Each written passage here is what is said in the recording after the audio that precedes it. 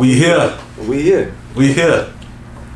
Finally got you. Finally got you. You know where I want you, man.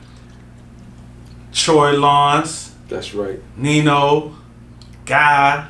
The real old Nino. Boy. Make sure you say the real. The A real. whole bunch of names. Let's Don go. Mecca. A whole bunch of names, man. You know, I don't know which one you prefer to go by, but tell the people who you are, man. The real Nino. Y'all want the story? We finna give you the story. The truth, the whole truth, nothing but the truth. Okay. Today, I've been home 2.5 years. I've been waiting, breathing, doing push-ups, pull-ups, doing it all, saying, hey, it's time to go. And right now, today is the day. Today is the day that the truth comes out. For sure, man. So, which one you prefer to go by? The real Nino, because the other one, you know, we ain't doing no snitching, no cooperating. We ain't doing none of that. So we ain't doing none of that. We separating ourselves from all the fake and the phony today. Who you got here with you today, man? I got my cousin here with me, man. Yeah? Yeah, undisputed champ. You know what I'm saying? For the fact that, you know, we went to trial, and if anybody know about the feds, ain't nobody beating the feds. Ain't nobody beating the feds now.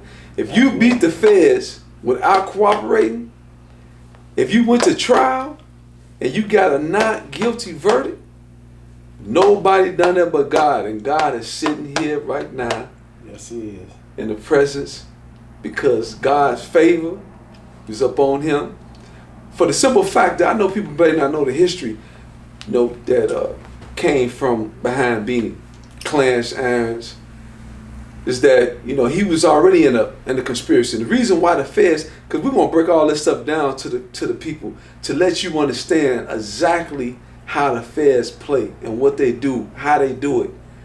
So from a real life experience, the only reason why they grabbed my cousin, because he wasn't part of M.O.B. He wasn't down with the movement. But he, my cousin, anything I needed and asked him to do, he didn't hesitate to do it. But as far as being a part of my conspiracy, they got that right.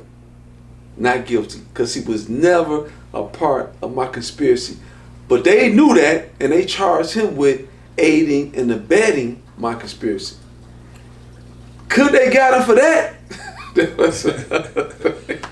Could they got him for that? So, based on the fact that he became a God-fearing man, prayer warrior, believing in what he believed in, standing on what he stood on, God showed favor to him. So in the beginning of the reason they snatched him, because he was already a part of a drug conspiracy back in the 90s, early 90s. Yeah.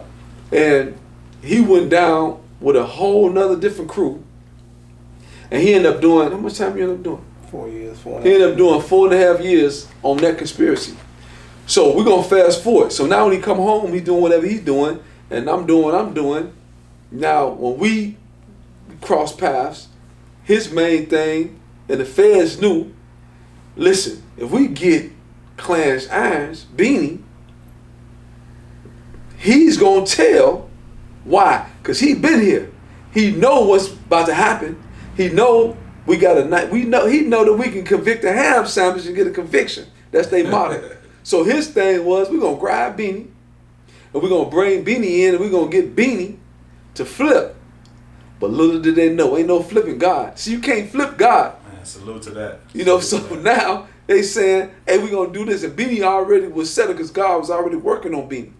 God already was transforming Beanie's mind, his spirit, his mental to say, listen, get strong. Then physically, you know, he ended up doing pull-ups. He doing pull-ups, push-ups, and dips, getting himself together. So we went to trial. So you got a whole story in its own. But we're gonna have to get to the bottom of that. But the flip side about the God part, he the reason why I began to have a relationship with God. I didn't even know it exists. It was him. Okay. So it goes back to him. I tell people all the time, man, God can use anybody. For sure. To get a message to any of us, but is we just willing to listen. For sure. And to be able to receive it. Well, we gonna get into all of that as we go with this conversation. But Nino, man, tell the people where you from. Man, I'm originally I was born in Chicago. I want to say, my grandmother raised me on my father's side. My dear, may she rest in peace. 71st and Damon is 7150 Damon, South Damon is really where I was raised at. West Inglewood. Yeah, in West Inglewood, that's right. So my mother and my father stayed in Chicago Heights. So I would migrate every summer, come back out to the city, see my grandmother, spend time with my cousins. So Chicago Heights is where I went to school, I grew up, and that's where the saga starts at, in Chicago Heights. So how was it like growing up though? I had a normal childhood, my mother and father was together until they wasn't, my father left. So my mother, Farrah Lawrence, became a single parent, raised me, gave me my values, gave me everything I knew structure-wise. And the men in my life, my uncles, they played a significant part in my life, my development. And I have to say this, man, because if I don't say this, it won't be me. As a youngster, 9 years old, 12, I became GD. And at that time, it was Gangster Disciple. But what the GDs gave me, I don't know what they gave nobody else. And this is what they gave me. The GDs gave me a brotherhood that was unspoken, that could never be broken, and it was second to none. I mean, because no matter what I faced or went through, the GDs was always there, front line and center for me in the beginning and throughout the duration. So you was always got to give it up for free Larry Bernard Hoover, free him, free Chief Malik, free all the political soldiers, because if you was a part of a gang structure and that structure gave you stability, you have to, all praise belong to God, but you have to say, well, God gave me these individuals to look over me, and they definitely did that. So that's the beginning of my humble beginning. So I know a little bit about you. I used to hear about you when I was younger. And your name always came up kind of in like a leadership role with the GDs. Like, could you go and tell us a little bit more about that? We started from the bottom of the barrel when it was real, when blood in, blood out. You had to earn your stripes, and you had to stand on the principles that you was taught. And from the very beginning, that was the whole thing that came down when you think about how an individual elevate. So, when it came down to the structure, I was obedient to the call of the structure, and that's how you moved up, learning how to, when something is being said, you know how to keep your mouth quiet and do what you're being told, and throughout that time frame, leadership just always came up, and I was always able to elevate quick, fast, and in a hurry. So I'm a quick learner, and I believe that's was the skills that got me to rise to the top. I definitely learned by example, and that was the beauty in growth and development, definitely. So when you first, like, what was it when you first jumped out the porch? What made you was like, okay, I'm out here? What was the transition going from like just regular kid to like, I'm off the porch? That's a good question, man. That's definitely a good question. I want to say what got me to jump off the porch, I would have to say seeing my mother struggle, right? And me trying to help my mother. And I remember this, right? I'm going to tell you a story. So when I started first hustling, I was hustling for a guy named Thaddeus. You remember Thaddeus? Thaddeus. I was hustling for Thaddeus, right? And Thaddeus was working for, I want to say, some guys, Apache and Zook, I want to say, right? Yeah. So at this time, that's who I was hustling for. And they ended up getting rid of Thaddeus for some odd reason. So I ended up working for them as a shorty, 12 years old. And on this particular night, I'm about to go to work. I had the graveyard shift. I think I worked at 4 to 12 or whatever. And I was having to go to school, right? But this particular time, I had the same shift that my mother had. So you mean the graveyard shift in the streets? Right. That's right. Okay. Selling drugs. Right. Okay. So this particular night, I had the 11 to 7 shift. So my mother worked at 11 to 7. But unbeknownst to me, one of my cousins had already told my mama I was hustling. So I don't know this. So one night I'm in the room, I'm in the bed, and I got my clothes on. I got the pillows, the covers all the way up to my neck. So my mama always come in there. Usually she'll peek in the room, see if I'm asleep. But this night, I knew something was wrong because she came in the room and she kissed me. I'm like, okay. So she going to work. I'm playing like I was asleep. So when I hear my mama dock the door, I get up. And when I get up, I run to the front door and I'm seeing she was gone. So now I go in the kitchen and I'm getting me something to eat because I got to go to work. So it's like 10:30, 10:45. So the spot is a hop, skip, and jump from where I stay at. So it would take me about 60 seconds to get over there, right?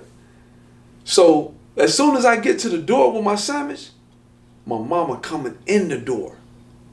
And when I see her, I take off running back in the house. So I'm running around the kitchen, the living room table. She chasing me. Oh, no, you ain't finna do this. You ain't finna, all the stuff I'm doing, I'm busting my butt. I'm working all these shifts. And you out here selling drugs? And she get tired. And she crying. And when she stopped chasing me, I'm like, okay, mama, I'm gonna quit. I ain't selling no drugs no more. I'm through. So I ease up on her to see if it's all right for me to touch her. So she let me touch her, and I hug her, and she crying, and I'm like, oh no, mama. And then she like, why, Troy, why? And I'm like, mama, I was trying to help you, and I ain't want it. I'm like, so it's over. So now, keeping my word, I go to the spot, and I'm telling Zoo at the time, I say, listen, man, I can't work no more. My cousin had told on me, because my mama told me that when she was telling me, you know, so I'm like, I can't work no more. So he was like, what? Because I'm the best worker they got. 12 years old, all my money coming in, I ain't taking no shorts. And even if the money is short, I'm coming out my own pocket, making sure they money right? So my money short, but I'm like, okay, cool. Now, they like, no, man, you what? So I'm like, yeah, I gotta quit. So this is my last night, so I'm sitting up there working, and Bays. So now who's the police back then? Basil. Yeah, I think Basil was a Mangelati, right? So we across the street from Gavin Elementary School. So at this particular time now, the detectives done rolled up on us, right? They done basically told us, listen, I think a dude named Taiwan was down there. He was like, man, your days is numbered. That was enough for him. He done left. But me, I'm on secure. I ain't finna sell the work. But I'm like, man, I'm gonna watch out for you, for the dude that was down there. The guy that was down there was working something. I'm gonna watch out for you.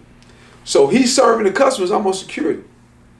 Man, the police come back. Man, they put us against the wall, against the gate. We use the little car for the stash spot. They go in the car, find the work. So now they taking me to juvenile. They taking a homie to jail. It was a big crowd come out. So I'm like, oh my God. So now I got to go to the Chicago Heights police station. They transferring me to juvenile detention. But before I go to juvenile, they take me to St. James Hospital to do some type of physical drug test to see if I'm on any type of drug. And this is what my mother and my grandmother come up to the hospital. My mama crying again. I said, Mama, I promise you, I was going to do what I told you. I wasn't selling no drugs, Mama. I was just down there. I was on security. This was my last night. So they take me to the ID home. I end up seeing my cousin in there, which was a plus. So then my grandmother, Madia, she comes, and I think I spent like a day or 2 days in the ID home, and they released me. So that was the beginning to the end of the rise of Nino. That was it right there. So, at what point, like, did you decide, okay, this is what I'm gonna do. I'm gonna be the best at what I'm doing. So when I was growing up, my Uncle Sam, King Ram, Samuel Lee Lawrence, he was a major part in my development of seeing how someone that was big in the streets, a hustler, was respected. And he was my mentor. He was like my biggest role model. So by me watching my Uncle Sam, that really played a major role in my life of saying that's who I wanted to be when I grew up. So me watching Sam out in the streets and all the money he was getting and how he was doing it, that right there turned me over into becoming, who I became. Okay. So at what point did you start like putting it together, like just making your moves? And, wow. Like, where did you start at? As far as building what the feds call a kingpin, because that's what they had you labeled as a criminal enterprise. That's a good question, man. I'm trying to figure So I want to say in the beginnings, I want to say when I met my kid's mother, Stacia Smith, I want to say that she was a big part of me getting out, saying I wasn't going to lose her to the streets. Because a lot of dudes around her was dope boys. And her sister was out there. She was really attracted to that life. And I knew that the dudes come try to holler at the sister, they got a friend, they may try to holler at my girl. So I was like, no. So I told her, I'm like, listen, baby, if you wait on me, I promise you, I'm going to give you everything that you want. And she looked at me when I said it, and she gave me the nod like, you got it, right? So from that moment forth, I said, let's go. And I think now, for me being on Fifth Avenue, for me starting to hustle and going through all that, I turned up. That was the turn up part. That was the moment I said, I'm going to turn up. I ain't going to hold back. I'm going to do what I'm supposed to do. And it came all together right there. I think I was like 15 years old. And I want to say I started on Center with my cousin. And from Center, I ended up meeting other people. And I ain't going to do no name dropping, right? I'm just going to say I've met these people. And if the individuals who know who they are, they're going to be like, yeah, he's talking about me. So I end up meeting people, and I end up going on Fifth Avenue. And from Fifth Avenue, I end up growing, and I just kept going. I never stopped. So, the people want to know how you became Nino. How you put them pieces together. Like, we want to know how you know what I'm saying, built yourself up to this, because, you out there hustling. You come from a place, Chicago Heights, that's infamous. It's a lot of legends, a lot of big names that came from there. It's always been a place known for getting a lot of money. You had Otis Mo, the Ray Coopers, a lot of people. So Money Green. Yeah, tell us about those. Just tell us about how you became to get your name mentioned with these people, and a little history about that. Yeah, because Al Capone ran his little, it can't. Chicago Heights, first of all, what people got to know, Chicago Heights is a mobster city, mobster little town. It's a little town. It's plenty of money in Chicago. I have never seen so much money in one area come through one small area as Chicago Heights. There was a time when you was out there doing your thing, like with Otis them, I guess that you had 3 drug spots. And they was probably a hop, skip, and jump from each other, but each one of these spots was making about, $30,000, $40,000 a day on each spot. So in this little small area, you got probably about over $100,000 and some $1,000 a day coming through this area. Just this area. This is Wentworth and Clark Court. We ain't even talking about Wentworth, Clark Court, and Mason Court. Right, we ain't even talking about Fifth Avenue and where other money was going, but just this little small area, they was making over 100,000 something plus a day is coming through these areas. And this is the time they was selling pony packs, which was just raw, regular cocaine. It wasn't even, we're not even talking about the crack era. We talking about The powder era. the powder era when 86. the money was just 85. I used to stand kids. outside of Clark Court, Mason Court. I knew some guys that was there, and they used to have 2-3 pack workers, and they used to have 50 bags, 100 packs. 100 packs. 100 They was selling them 100 packs in less than 3.2 seconds. I'm like, man, they just sold out. How? Running through them, right?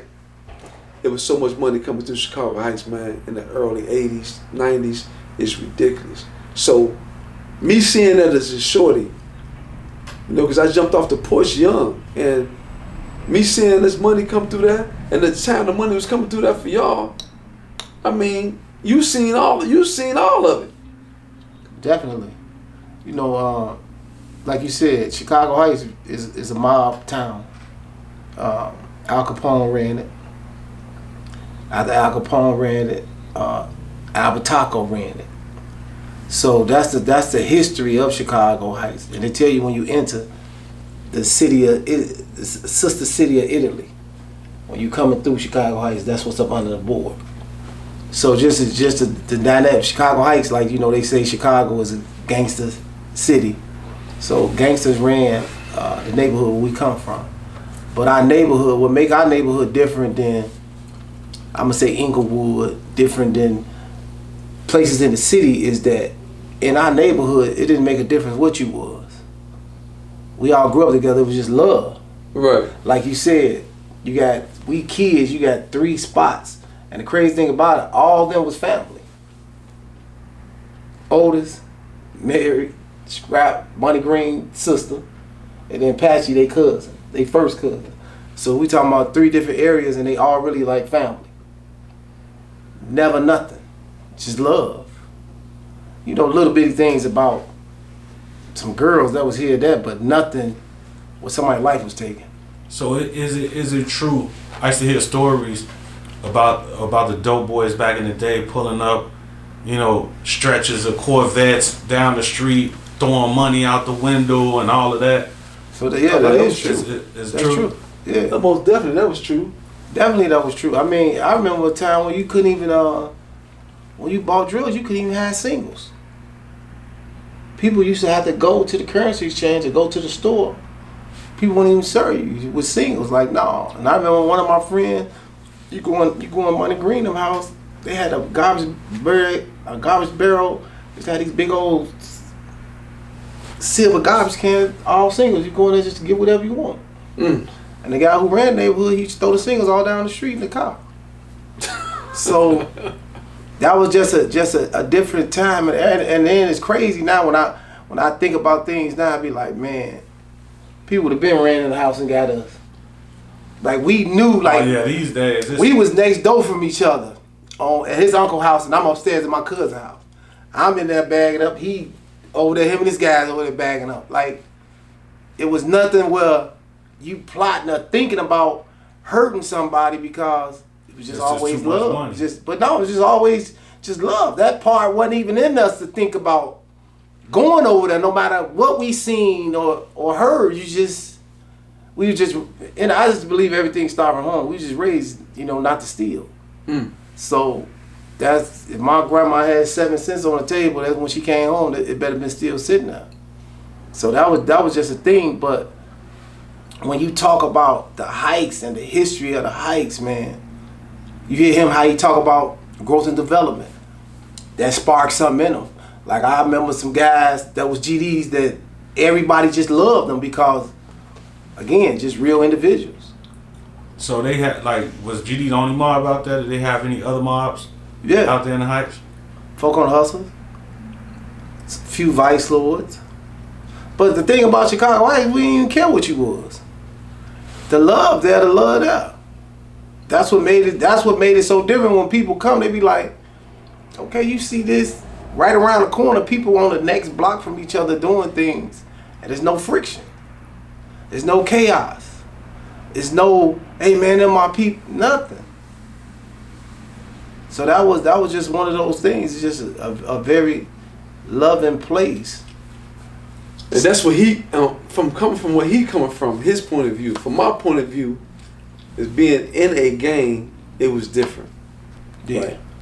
Because he speak about the love on that side, but on my side, it was GD to the world blow up. So, ain't what's so funny now, and this is a true story. Now, since I have evolved mentally, spiritually, emotionally, if I had the mentality I got right now, and I think that the youth need to know and understand this, because this is one of the biggest issues why I believe Chicago and other suburbs and other states that's the inner cities is highly affected with violence, is because of what I'm about to share right now. When I went to the penitentiary, when Beanie been to the joint, when I went to jail, you've been to jail.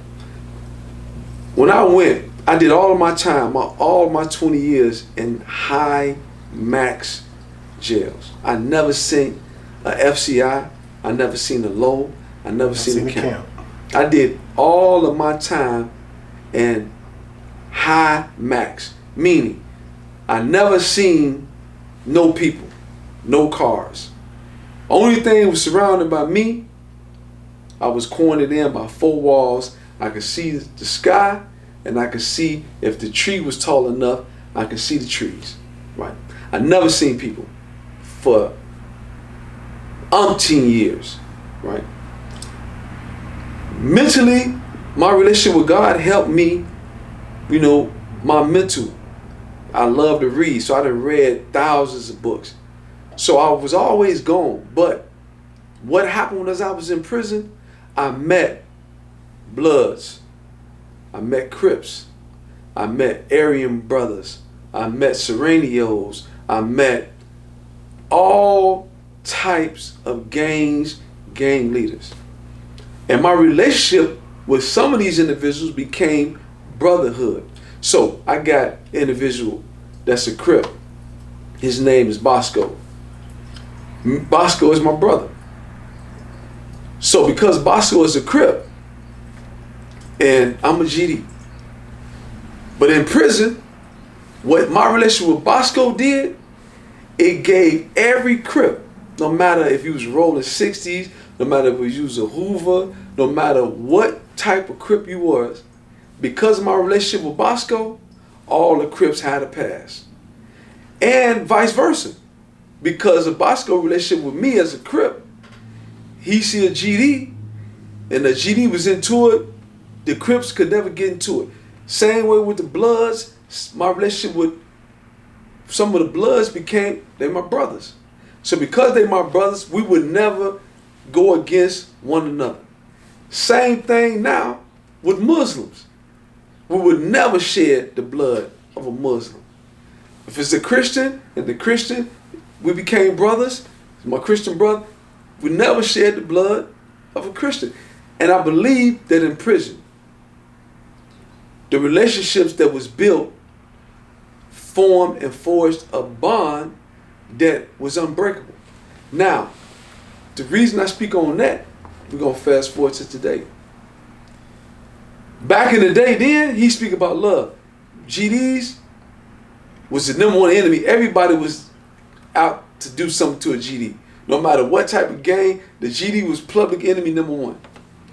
So any individual that attached himself to being a GD, you attached yourself to being an enemy to the Latin Kings, the Vice Lords, the BDs, whoever it was, everybody was against the GDs. But today, because the growth and development, and because of the teachings that was taught, that was laid down by the individuals who knew what growth and development represented, what happened was that now, to this day, I became brothers with individuals that was my enemy back in Chicago Heights. One prime example was Mike Willis. Me and Mike Willis was like lions and hyenas. But today, his sons is my nephews. His nephews is my nephews. Vice versa. Because throughout the time, the respect built. And from the respect came, hey, man, listen, your blood's sacred with me, and my blood's sacred with you. And I think that throughout the time of bidding and doing certain things and the mentality that has changed, it has brought about that right there. So that was a big plus that was taken. So now you got the youth today, they just, as soon as you get on the internet, Facebook, they make a post, say something stupid, you end up getting killed. They clicking up. You got different clicks and they don't respect nothing. But that's the mentality today. But if they look at it, it's the same thing, because inside they clicks, they may be GDs, vice lords, folk corner hustlers. It may be everything in the clique, right? But they together. And if anybody do something to somebody and they click, they ride against whoever does something, right? But if their mentality was to broaden, and if they say, hey, man, I'm a GD, my man, he a folk corner hustler, or he a stone from over here, okay, I'm riding with my man that's a stone, right? And his man that's a stone, he may still talk to some stones, or his man that's a folk corner hustler, he may still talk to some folk corner hustlers. But if their mentality was to broaden and say, well, listen, hey man, them your people. I ain't finna do nothing to your people, but it has to start with the person who the beef came against to say, hey man, we ain't finna take his life behind that. So I think that throughout the years, we have grown. So now, when we look back at Chicago Heights now look like a graveyard. Yeah, it It look desolate, man. It's desolate. So what? Nothing out there, man. So man, we're going to have to talk about, the destruction, right, of Chicago Heights. So we're going to talk about the rise and fall. So when we talk about the rise of Nino, in my highest years, I want to say I was making anywhere from $20,000 to $30,000 a day in my highest years, starting probably in 1995, right? From 1995 to probably 2002. So if you count that up, right? The time, the longevity, because people always ask me, how did you last? Like how did you last? You was never around. They used to hit first. This one, he used to call me Casper. He's like, you a ghost. So they talk about ghosts. He used to always, when the Power came out, he's the first one. He was calling me Ghost way before Power. He like, man, he said, Ghost, where you going? Because he like, there's only two people in our neighborhood to ever do that, to ever have a full function 24-hour enterprise and not be there. That's Money Green and Nino. I used to always tell them, like, it's running like they there and they ain't there. So it's funny because if you ride through just to catch him, it's almost like everybody stopping because this opportunity is just for you to see him for, because he only gonna be here for a second. He only gonna be here for a moment.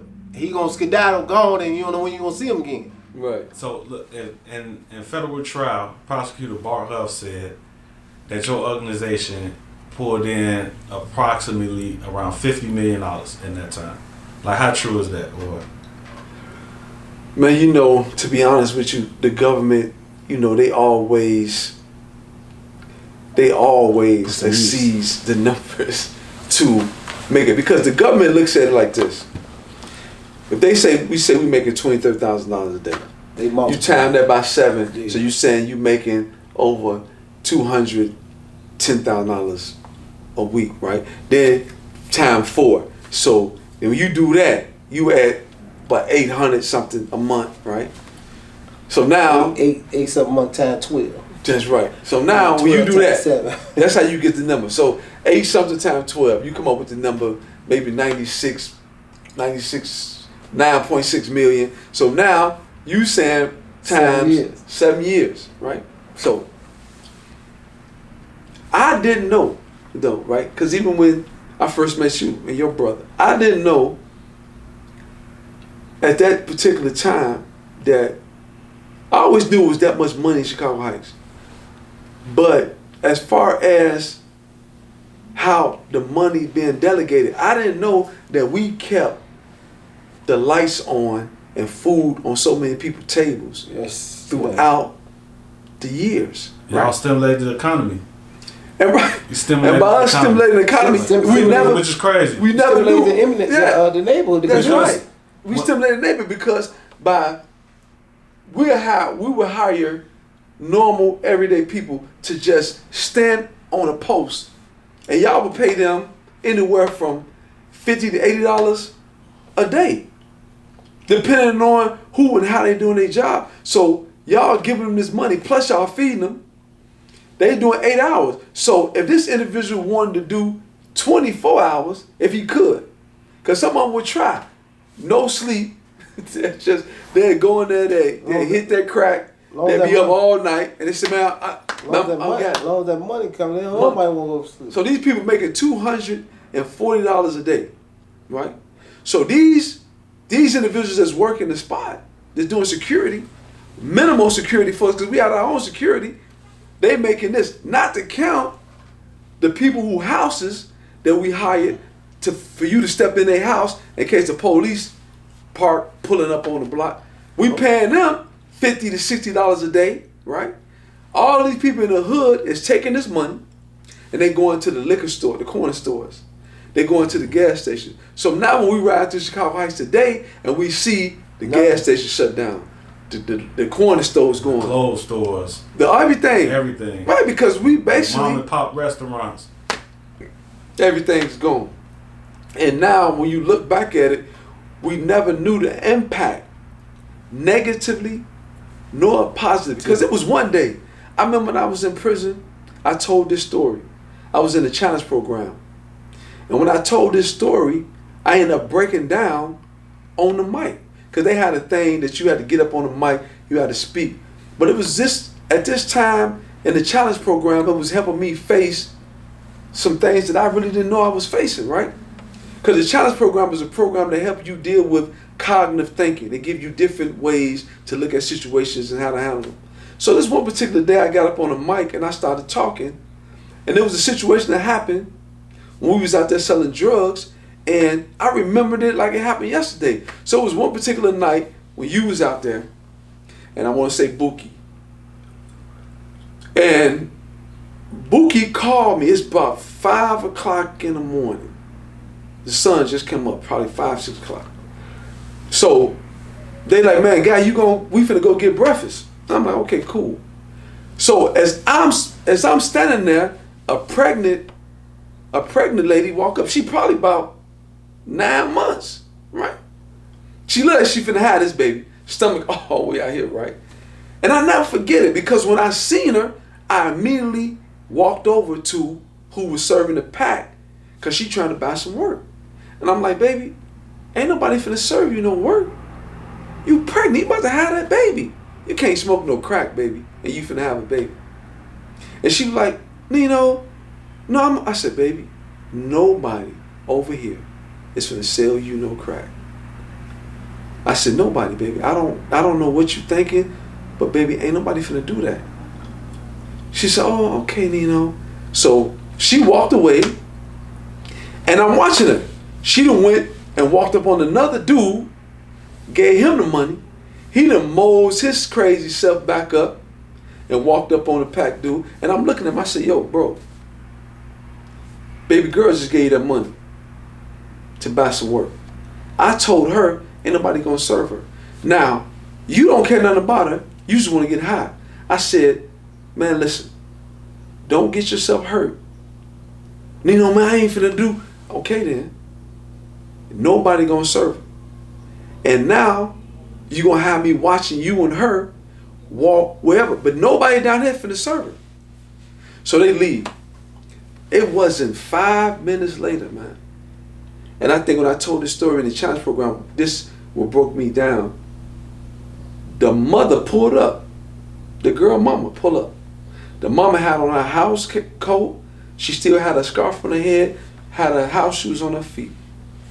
She came out the car, and when she stood there, she started praying. Right?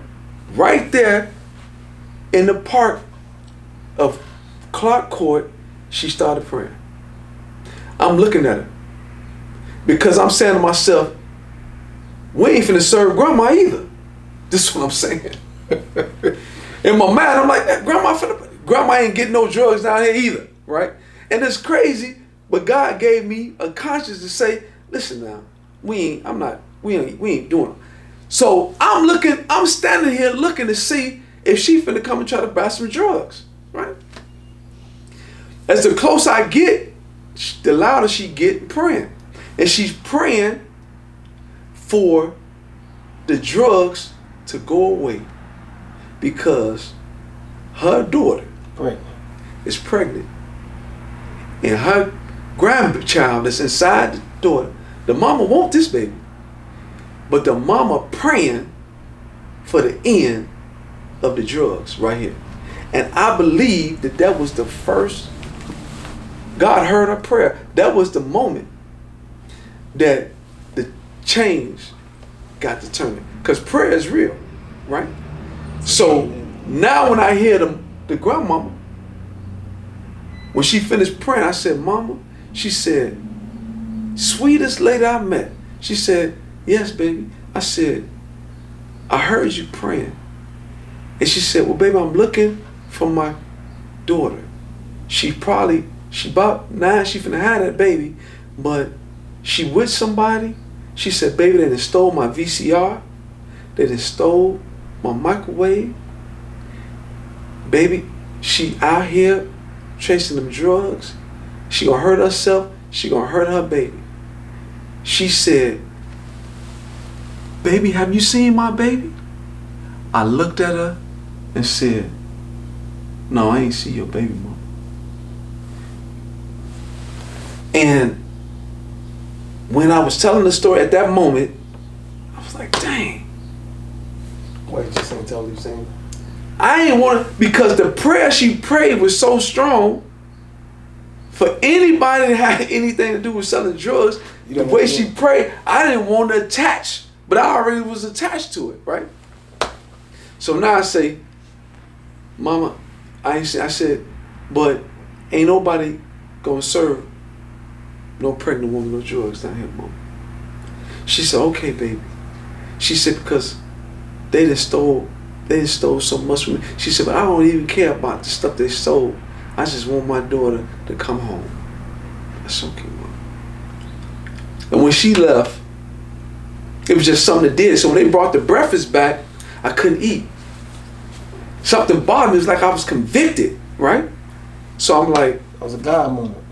I said, man, let me leave him down here. And I never forget, I left and I was driving.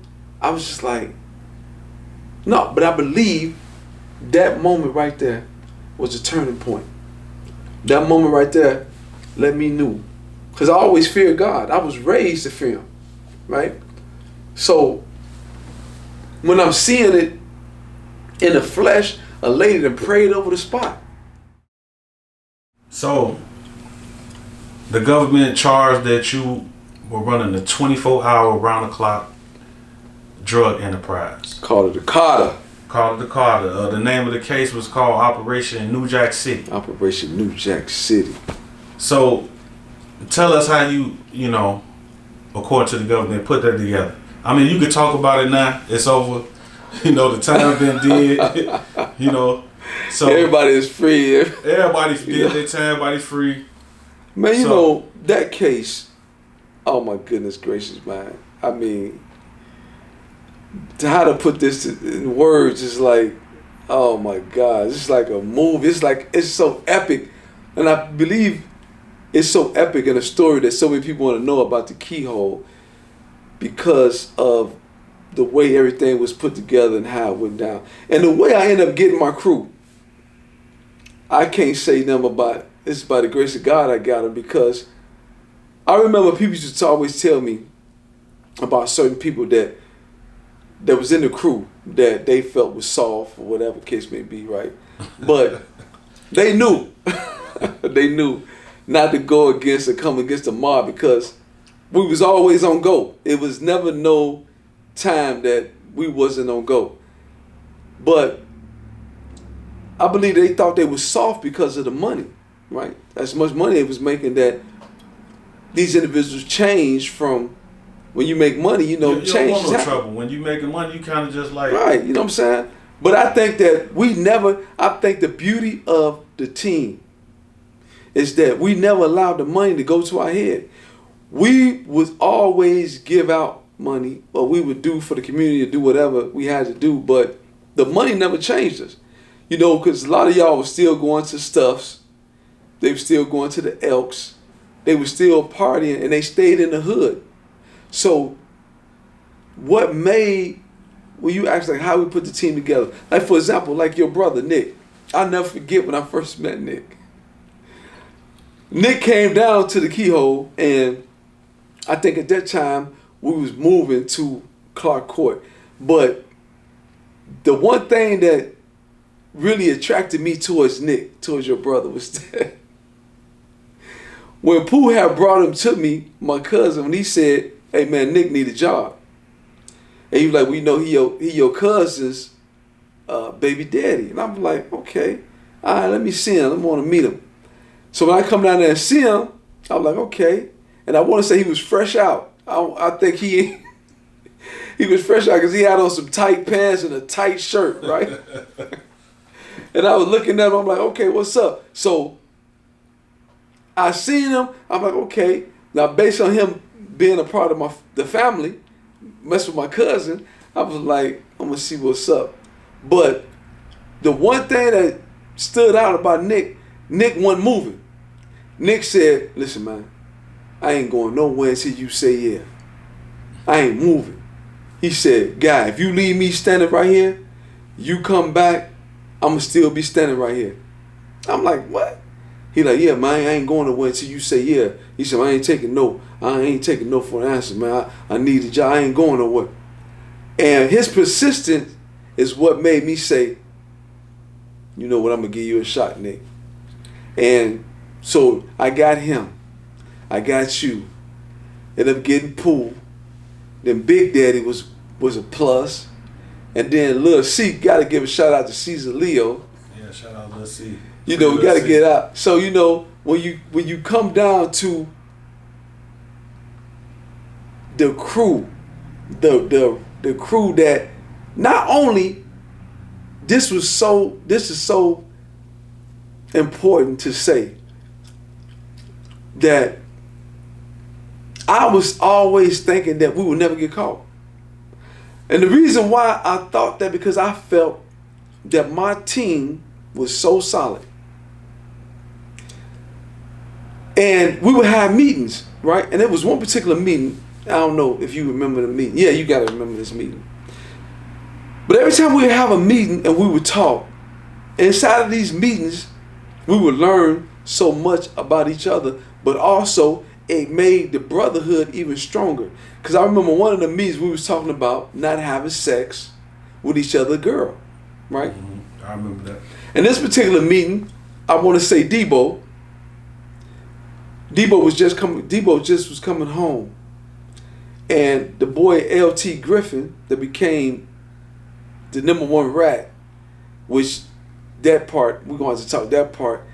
Because when you say individuals that really bother me or hurt me, T getting on the stand, pointing me out, was like devastating on so many levels, right? And because it was so devastating to me, because not only did I bring him, I brought him in. I was supporting his college career because he played football. And the one thing about him and his mother, man, his mother, rest in peace, his mother, beautiful, beautiful woman, beautiful spirit. His mother was amazing. His mother and my mother were best friends, which became, he started calling my mother Auntie. I started calling his mama Auntie. But I supported T and going to college, spending money on him, thinking he was gonna make it, felt he was gonna be the next LT, in the football world. So now when I'm looking at him, I'm thinking, okay, T gonna be our ticket out of the hood. T gonna make it. He gonna make it. He gonna be the number one linebacker. T dominating. Ain't no quarterback standing a chance. This boy back there, he breaking all tackles. He quarterbacking, smashing quarterbacks. I'm like, man, T gonna make it. And it wasn't until when I brought that boy out to the hood, and there's a few things that happened, but one thing that happened that devastated him is when he met the biter. Oh my God, when he met the biter. When he some females just always say, see me with him, and they be like, man, who that with you? And I be like, okay. So one day, we was at King Park, and a female seen him. And when we pulled off, he was like, yo, what old girl say to you? I looked at him, I said, oh, she asked, what's up with you? So he's like, yeah? I'm like, yeah. He like, okay. So we driving, I'm taking them back. I'm taking them all the way back to Kankakee, because he played football for Kankakee College, right? I take him back. So the next day, this was like a Monday or Tuesday, he got to be in school. So the next day, I'm on the block, I'm in the buildings, I go to the window, I look out the window, and I see his car. So I asked Green or somebody else, I'm like, yo, that's T car right there? They're like, yeah, he upstairs over Dallery house. And right there, when I knew this boy that came from Kankakee, the next day to meet the girl who just asked about him last night, he already found out who she was, where she was at. That's before the internet. Before the internet, bro, before all that. So I said, so now I remember his grades failed. Then I remember I was messing with a young lady, Tony, and she told me he had ended up sending his grades to her email or something because he wanted her to do something, whatever. And she showed me his grades. He was flunking. And I know he was in school on a scholarship. So I remember I called him, and it hurt my heart because I was like, yo, bro, you flunking. You got F's and D's, and people finna revoke your scholarships. I'm like, what you doing? He came and he started crying, and he basically told me he want to do what I'm doing. And I remember when I looked at him, I was like, what?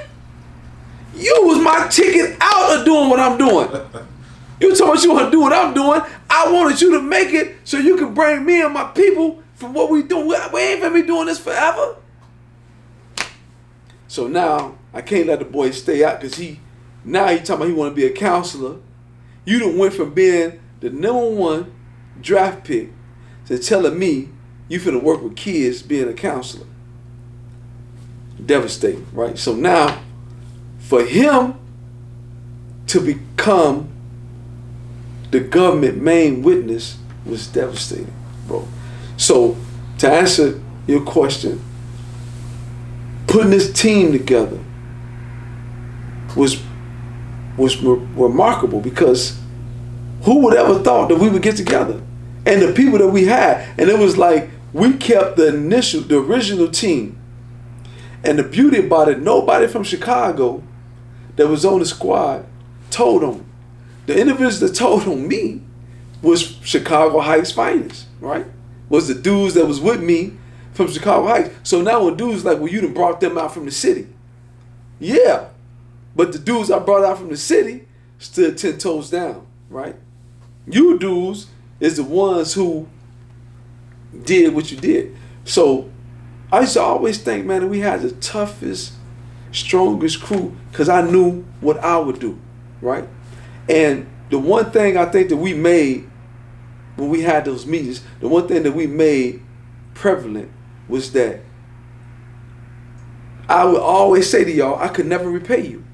I said, listen, man, I done seen the world. I done been here every Christmas and Thanksgiving. I spend it with my mama and my kids and my girl while y'all out here on the block with a Glock 24/7. You know, y'all out here busting your butts for me. And I said, the only way I can repay you is by being who I am. I'm never going to become no rat, no snitch, and whatever I would give my life up because I felt that y'all was doing it for me every day. So I felt that because I made that oath and I made that bond with the crew, that the crew was going to always respect it, which they did until they didn't. And now when they didn't, it came down to a female, right? And I don't know if people really know how the Keyhole dismantled, but the Keyhole dismantled over Mashari boy Buki, may he rest in peace, and over his girlfriend named Pathina at the time. Buki always was a domestic abuser. He'll beat a woman quick, right? So when I used to find out that he was hitting women, I'm like, Buki, that ain't what we do. What you beating on that girl for? Man, Don, I ain't gonna beat, man, I don't be doing, man, I just man, I be drunk. I said, listen, dog, don't put your hands on no female no more. So, all right, okay, cool, all right, bet. So, I guess now, since the female, his girl at the time, knew he was up under an order, don't put your hands on me, she tells the boy to provoke him, get him mad, that she slept with me and Black. You remember Black, right? Yeah. So now, at that time, when they tell me that he up there fighting, I immediately come down there because I already told him, don't be fighting no female no more. So now when I get down here, he come to me and tell me, Patina said that she slept with you and with Black. I looked at her. I said, Buki, for one, she's never been my type, bro. And I don't know what you thinking. You nasty. Completely nasty. The stuff you be saying you be doing to these girls, ain't no way I'm going behind you. And what you saying she doing to you, no, bro. No. I said, dog, never in a trillion years. So when I tell him that, I walk off. It's over. We get downstairs. We're on Wentworth. I'm going to my truck. He called me, my name. I waited on him to come up. He asked me again, did I sleep with Patina? I look back at the building because I'm like, is this deja vu? What did I tell you? I said, Buki, I just told you, man, get out my face. I ain't sleep with that girl. Get away from me, right? We leave. What y'all don't know is we'll go shopping. When we'll go shopping, Buki get in the car with me. So that particular day when we go to the mall, we all gone. When we coming back, Buki cut my music down. We on the expressway. Buki said, "Guy, I gotta ask you something." I'm like, "What's up, though?" Cut my music down, looked at me. I'm driving. He said, "Man, God, did you sleep with Patina?" I look at him. I pull over to the side of the road, bro, on the expressway. Turned the car off. Looked at Buki and said, "Buki, this gonna be the last time. I don't know how many times I gotta keep telling you, dog, I never touched her. She's not my type. I don't like her. She's nasty. I don't know what else to tell you, dog. On everything I stand on everything I believe in, I never slept with that girl." Alright, guy, bet. Cool, man. Cause I wanna know. Boom. So, turn the car back on, get on the road. I'm thinking it's over.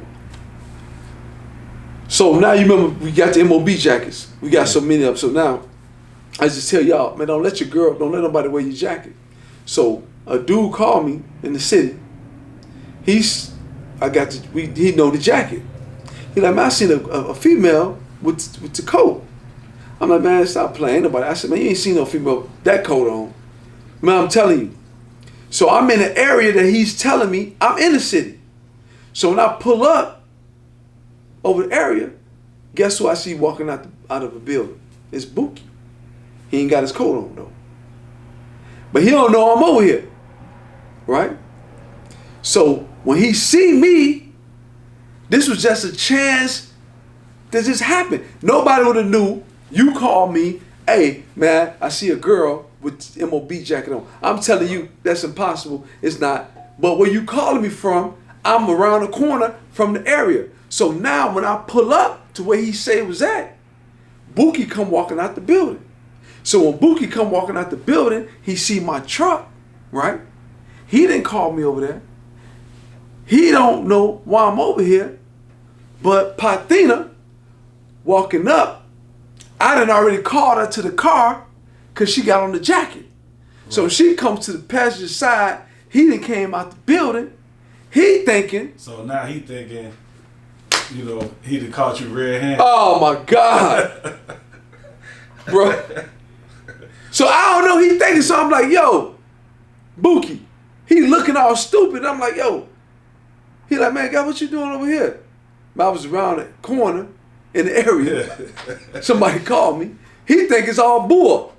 But I'm like, yo, why she got the jacket on? Man, I told that B, don't put my, she told me she was going to the store, and she was like, so she looking, and she like, God, that boy let me wear that coat all the time. I just look at him. So he looking at me still confused about why you there? Why I'm here. And he confused about why she telling on him in front of me. Right. Right? Because he's like, you my woman, girl, shut up. I said you grabbed the jacket to go to the store. You don't tell my boss why that. You explaining to him, basically. So now, bro, let's fast forward. This is how the Keyhole crumbled. They called, they need some work. They ran out of work, right? So Nick calls somebody. I'm around the area again. Remember, we got the walkie-talkies. Yeah. When I get to the area, I turn mine on.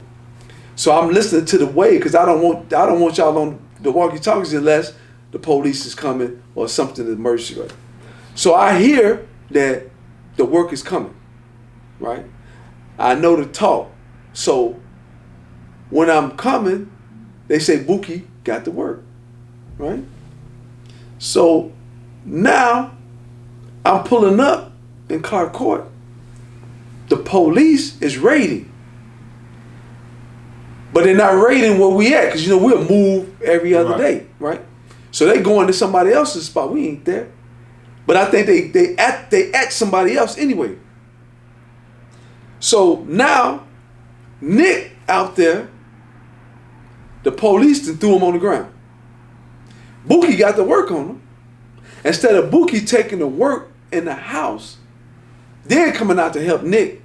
Soon as he see the police throwing Nick on the ground, he immediately dived to Nick, go to assist Nick, run at the police.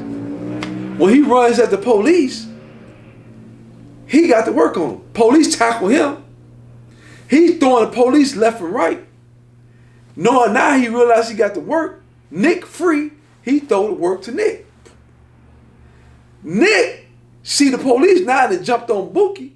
Instead of Nick running and jumping off the work, he done ran to throw the police off of him. More police coming, grabbing Nick. Nick got the work. They playing football with the work. They threw the work to Bookie. Bookie running with the work. Fall, trip, they got Bookie. Right.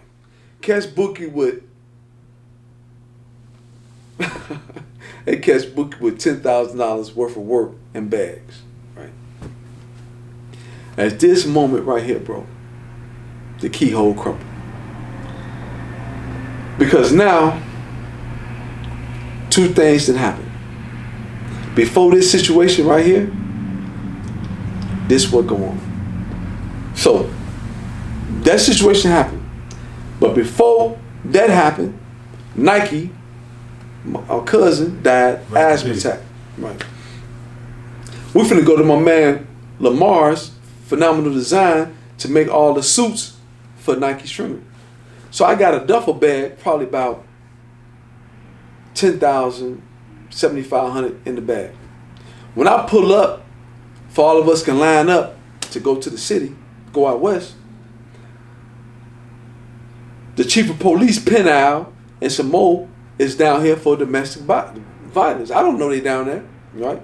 So when I pull up, we waiting, pin out, peeking out the door, see me, my car, send the police at me. They come up, Nino, man, you know it ain't us, man, they want us to. I said, search me for what? Man, listen, man, y'all don't even see me. We know, man, we don't nobody see you. That's why, man. He said, man, we know this ain't, we just gonna do this quick. Ooh. They run the plate. My license plate is suspended because of an emission test. I remember that. You was in the Corvette, weren't you? I was in the drop top, that's right. So now, he talking about towing my car. I said, listen, you're not going to tow my car. What we going to do, I'm going to follow you to the police station. I'm going to let you write me a ticket, right? I'm going to take that. I'm going to go get the emission test, right? Only reason why I failed the test because I don't want to take the rims off the car to run it through to balance out. So I said, okay, cool. When we get to the police station, I go in. They take me to the bottom. Don't put no handcuffs on me, but I got my jury on. So now the man say, Bookie in the car with me, right? So me and Bookie in the hold up. They come, like, man, Troy, you probably want to take your jury. Take my jury off for what? I'm not going to be at no time, man. You going to write me a ticket? You're like, yeah, you right. Let me write. Bro, they come back and they say, man, change the plans. I'm like, change the plan? Yeah, man, you got to take your jury off, man. We go. I'm like, for what? They got the money. Because I did ready to win in my car, they got the money. They see the money with the duffel bag with the money. So now they got this money, no drugs, just the money, majority. So now I'm saying, okay, well, let's figure out what we're going to do. So now when I know they're playing games, I'm saying, well, listen, Bookie ain't got nothing to do with what's going on. You can let him go. You can hold me because I'm used to you holding me because back in the day, I done so many 72-hour holds for Chicago Heights is ridiculous. So at this particular moment, I'm like, yo, listen, it's cool. I already know how this go. So they let Bookie go. By them letting Bookie go, holding my jury and doing what they doing, the dudes say, man, we can't do nothing with you. We finna get this stuff to the big boys. I'm like, the big boys? What you talking about? Me not knowing, they talking about. They're talking about the people. They finna get my stuff to the DEA. They hired me over to the government, right? So my lawyer at that time, Joseph Edinger, may he rest in peace, I call him. So I'm saying, yo, Joe, these people got my jury for nothing.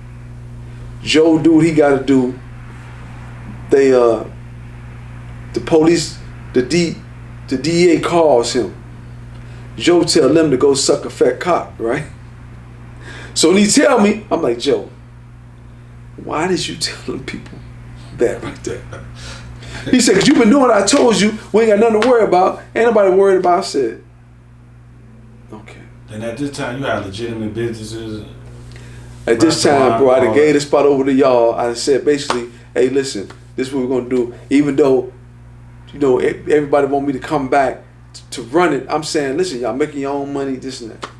So this is why Bookie them get caught with the work at this particular time because whatever. So now when they get my stuff to the DEA, right? Now, when my lawyer tell them that, here they come. So now we're gonna fast forward when Bookie get caught with the work. So now Chicago Heights, then a few of their officers then tag team with the DEA. So now they got the drugs, they got that money in the jury, they making a case. I don't know they're making a case, but now as the story goes on, when people get caught with drugs and get let go, the feds is involved. Yeah. So now when you catch I believe that when you caught your case, they went on it. They booked me. They booked you. So now they weren't on us yet, but they didn't. I called 2K. I called back to back. They didn't try to bring your case into the big case, right. But your case, they wasn't doing the investigation during the time that you got your case. So Bookie, when they grab Bookie get to working. Bookie is working because of what? Because he believed in his mind, in his heart, that the Don guy, Nino, that slept with the love of his life. and I never touched it. Would never touch it in the trillion years. But he believed that. And that thought made him want to get back at me to destroy the mob, to bring down the mob over a female. A female that I believe that Buki may have been in love with, but loved her, but Buki was doing so much other crazy stuff. I'm like, man, I never thought. But at this particular time, I never seen that coming, right? Now, a few things was happening that was making me see that something not right. One, the police grabbing dudes, they get caught with drugs, guns, they hold them and let them go. What they do that at? Why they letting you go? Right. One thing. The next thing, and I'm gonna say this, man, listen, God is so good. Bro, listen. God gave me so many signs that I just wouldn't take heed to them. Some days, dudes I never met, they would see me. I would be in the city, I would be in Madison, I would be at a store, at a restaurant. I don't know these people. I used to take my car to different shops, but the one shop that I stayed consistent was a motor shop or a muffler shop. These guys at a muffler shop called me one day out of the blue. My car ain't up there nothing. They're like, man, we having a special. I want you to come up and check it out. I'm like, nothing for special. I'm like, all right, I'm gonna come up, check it out. Matter of fact, I need to get my muffler, something sound like my car. So when I go up here, bro, the man take me outside and say, listen, man, I was over at my partner's house. He worked for Calumet City, right? I'm like, okay. He was like, yo, man, it's a task force being put together for you. I'm like, a task force? I'm like, man, I'm in Chicago Heights in the city. I ain't got nothing to do with Calumet City. But he like, listen, man, I don't even know what you got going on, what you doing. He man, listen, man, we was over there watching the football game. Your name came up. I don't act like I ain't know you. Your name came up, man. I never knew what you was doing. You know that. He said, listen, I don't even supposed to be telling. I don't even, but man, because you always been smooth, you ain't never, I'm just telling you, man, do them saying, task. I see some other dudes. They be like, hey, man, Chicago Heights police told me, my man, we was driving, my man had some weed, and you know, I had a pack on me.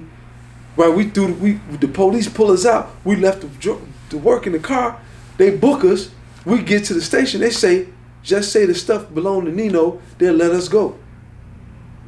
And bro, I'm looking at the dude. He free. Like, what you say? So now I'm looking at the dude. He free. You just told me, Chicago Heights told you, if you tell them that the drugs belong to me, they'll let y'all go. You free. And I'm looking. I'm like, but I don't know you. You don't work for me. But now I'm getting this message over and over. Dudes telling me, pulling up at my grandma's house. I ain't never met him. Chicago Heights, man, won't you? Man, they telling us if we just say woo, woo. I'm like, so now I would get pulled over out of the blue. Chicago Heights doing this thing. They did them all the time. They pull me over in the rental. They don't know it's me. I'm going to the station, right? Before they even know it's me, I'm bonding out, right? So the dude that worked at the station, he was my man. So he know they owe me for nothing. He'll hurry up and process my paperwork. This particular night, he processed my paperwork, right? Chicago Heights did a raid on the Keyhole. They did a raid down there.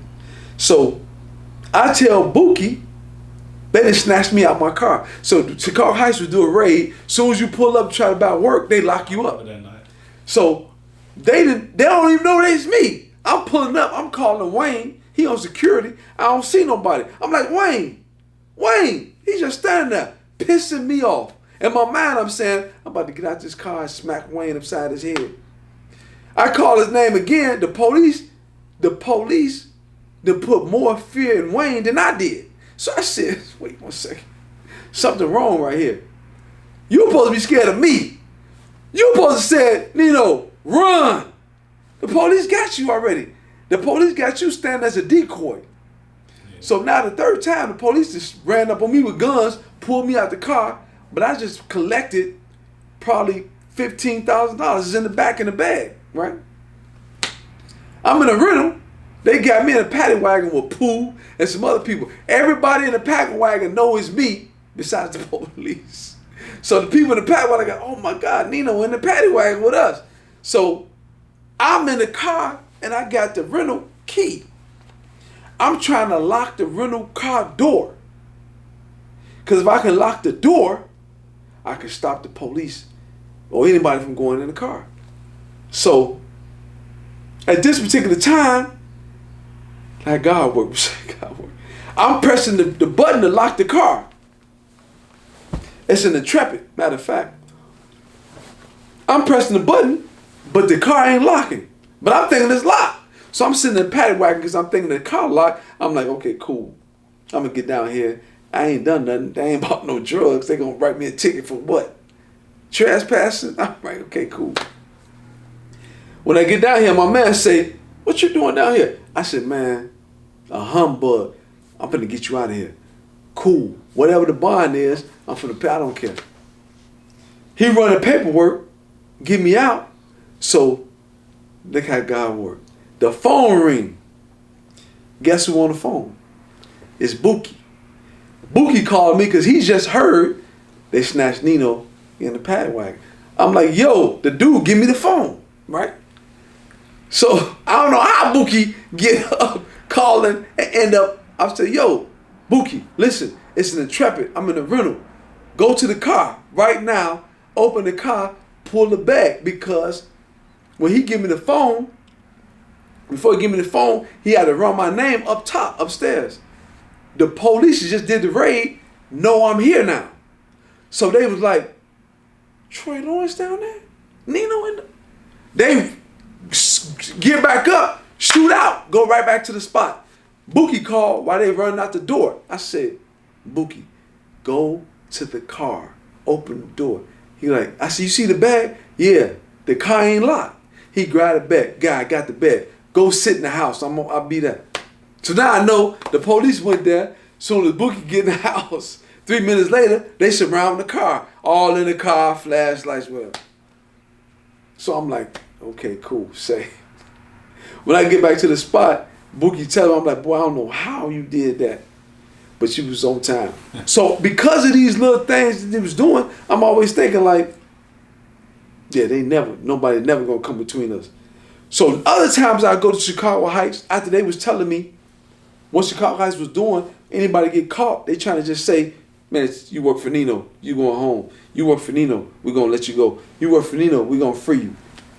So now I go for another bogus traffic stop. And when I bond out, I will bond out everybody that's in there. So it may be it may be 10, 11, all the little shorties. I'm like, man, what y'all in here for? Man, they got us in here. I said, listen, don't worry about it. If I can't bond you out, I'm sending food back up there for them to feed you. Because Chicago Heights will let you get food, whoever bring it, they're going to bring it right to you. So I'm like, man, whatever they bond is, I'm just trying to bond everybody out. So now, when I get back, I'm like, well, dang, man, dudes, I'm telling me that every time somebody go to jail, they talking about, just say you work for me. But I'm still not piecing together what they do. Because in my mind, I'm like, you can't do that. You got to catch me, right? You ain't catching me with no drugs. So now at this particular time when I realize that the cheat is on, I'm saying, man, we got to figure out something different. And this is when, I don't know if you remember this part. I had a lady friend, she started doing real estate. So I never told you this, but at this meeting, the one mistake I made, I should have at least brought $100,000 or $200,000 to this meeting. I come to the meeting. After I talked to the girl that do real estate, she gave me the whole spiel on what to do. I already had the team, got my crew. We're finna go legit. So we're gonna turn over, we're gonna do construction. She was saying, well, listen, you could put them in school while they get certified. I said, well, listen, I believe that Cato and Nick, they helped build the McDonald's on what, 67, 63rd? Yeah. So I said, well, listen, they already got experience in it, so this is what we're going to do. So I'm all excited. I'm like, that's good. So while some of them at school at night, the others could be working in the morning, then they would flip-flop. We'd go to school, we'd do that. Then I'm like, the first house we get, we're going to buy the house. I'm probably buy the house for probably about $5,000-$10,000. We're going to renovate, fix the house up, probably put another $10,000 to $15,000 in the house. Then we're going to sell it for probably about $50,000 to $75,000. That's a profit. We're going to start flipping houses like we flipping these birds, flipping these keys. I'm so excited. I got all the information from her. So I come to the meeting and I lay out the plan. Everybody in the, I think it's probably about 20, 21 of us in this thing. Maybe 22 of us in this house. Everybody quiet. They listen to me. I'm like, man, listen. The last jackets I just had made, I ain't even know how to play chess yet. But I put on there, checkmate. And I said, listen, checkmate is, that's the end of the game. Y'all wearing them jackets, I'm saying it's checkmate. That we checkmated the game. We finna walk away from the Keyhole successful. We ain't going to jail, it's over. This is the exit right here. My exit plan is, since T that messed up the original, we putting the money behind you, you gonna make it. This is one of the strategies. So now, here come the next exit plan. What I say, this one is better. Way better than what T, because now we're gonna work, we're gonna go to school, we're gonna do this thing right, we're gonna get out the game. When I come to the meeting, everybody in this meeting is listening to me, everybody's quiet, everybody's focused. You say, when the meeting is over, I say, everybody with it? Everybody was with it. Everybody with it. Yeah, God, we with you, we with it. Boom. You say to me, well, God, who you gonna lead the spot to? So at this meeting, you say, if everybody agree with me, you say, well, God, who you gonna lead the spot to? And when you asked me that question, I said, dang. Because now everybody, attendance done went up. From that one question you asked, because one thing about you, the beauty about you is that you always been inquisitive. You always just say what's on your mind, or you always will ask a question at the right time. So when you ask that question, I say, you know what? This is what I'm going to do. I'm going to give all y'all 30 days. This is what I'm going to do. I'm going to give all y'all 30 days on the spot. I'm going to give you the work. You're going to give me back. I'm going to give it to you for the low. Stack your money. The spot, we making $20-something a day. I'm going to give all y'all 30 days. You all got a week. Everybody got a week. You're going to have a shift. Whatever money you make on that shift, you rotate, that's your money. That's what we're going to do.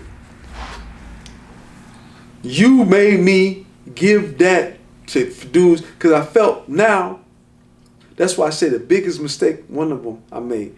If I come to the meeting with money, and if I start giving everybody $10, $15, $20,000 a piece, now me saying we walking away would be easier for somebody to be like, okay, we got some bread, we're walking away. But for me to come with the game, with the end game, but I didn't give nobody got no money, because I realized now everybody was living like a lot of people doing today, week to week, because individuals getting paid by the week. So now people like, man, yeah, we got clothes and cars and jewelry, but we ain't saving no money. You know what I'm saying? We've been splurging, we've been doing this, doing that. So this is where we end up getting checkmated. Because now we stay in the game. I turn over. When you ask me that question, I'm like, you said, who you gonna leave the spot with? Beanie? No. Now, I'm gonna turn it over to y'all. Let y'all make y'all money. So now when I do that, y'all getting the money, but now the volume of phone calls I'm getting daily from down there then quadruple. Cause now they calling me, man, what to do with all this money? Who do I give it to? Who can I trust to keep it? Who? And I'm like, oh my God. So now my lawyer is saying, hey, we ain't got nothing to worry about with the feds because I already told you to distance yourself from them guys. But now I'm on the phone every day trying to direct my guys to what to do, who to get the money to, what to do with the money, how you deal with this situation, how to deal with that situation. I'm like, so now it comes to the point that everybody want to come back and meet me at my mother's house to ask me to come back. I'm like, come back? I'm like, yo, wait 1 second. Y'all work for yourself. You telling me you want me to come back so y'all come back working for me? It's all bad now, baby. So now the keyhole crumbling is in stages of a female brought down the brick. The bricks get to crumbling now from Bookie's obsession with his girl.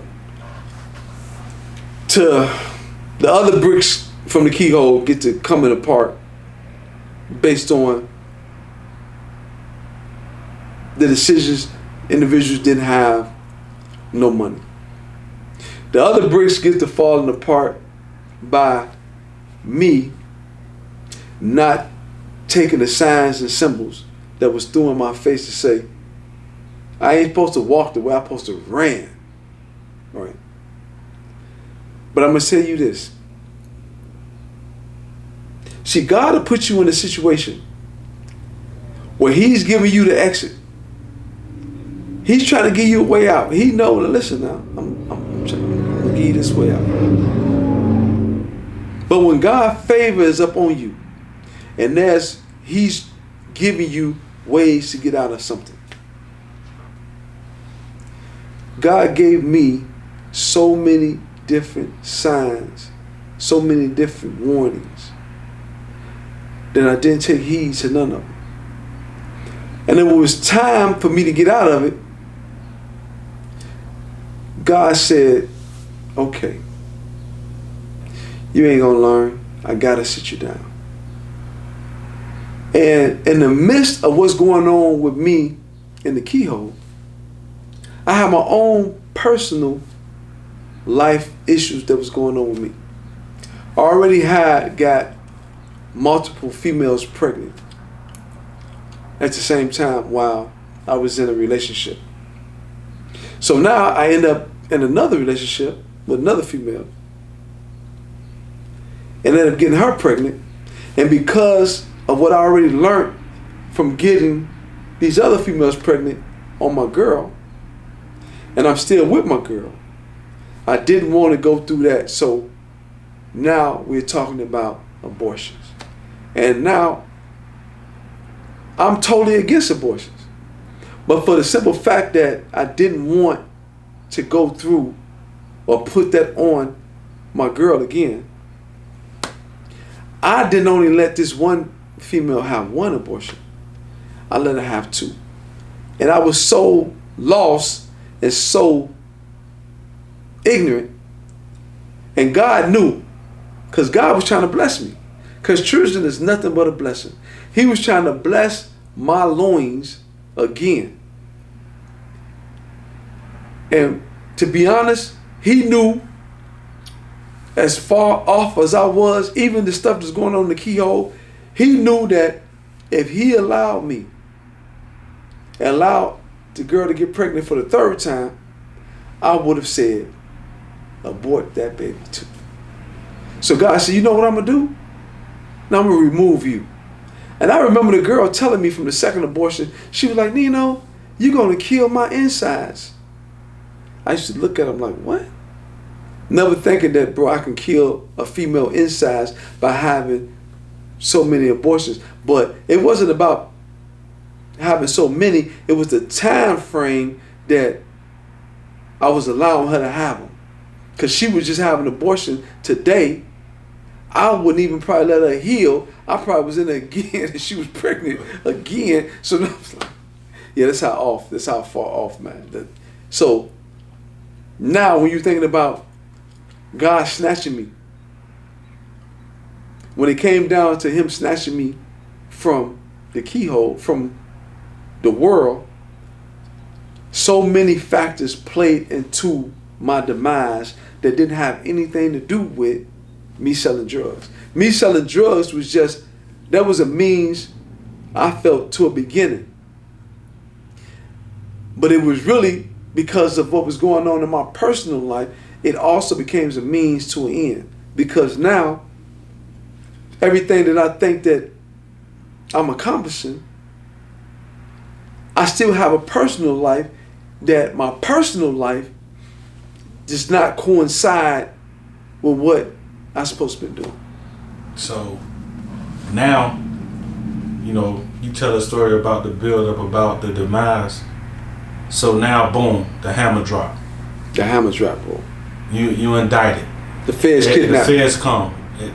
Walk me through that. So I was in Vegas one night. I was going to Vegas every weekend. So this particular week, I'm in Vegas. Cameron Wilson was my childhood best friend. He calls, and he was moving. He was moving some work.